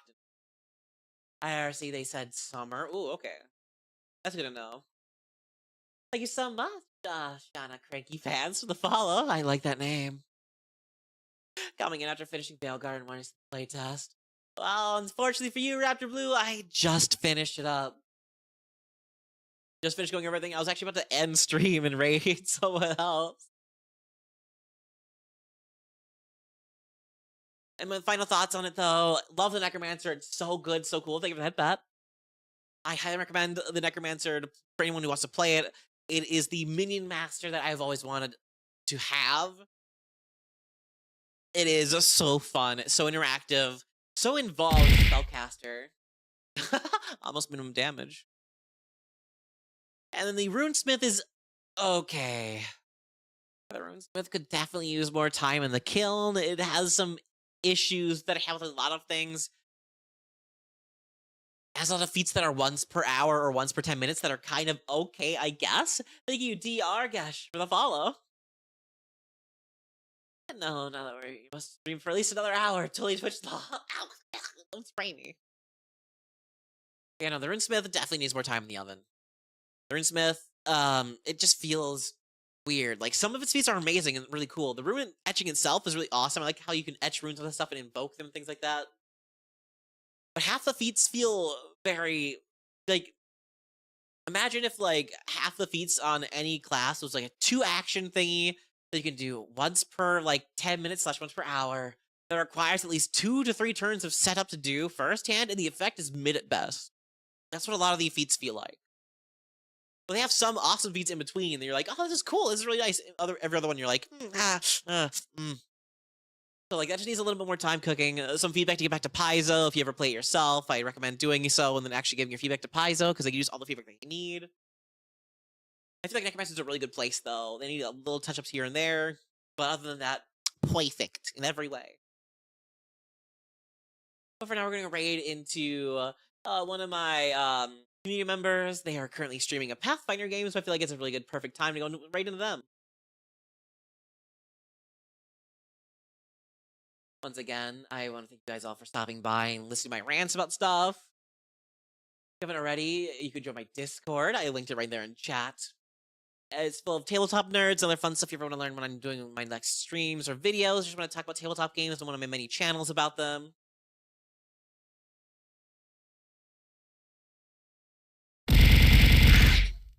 That was literally 2 off from minimum damage.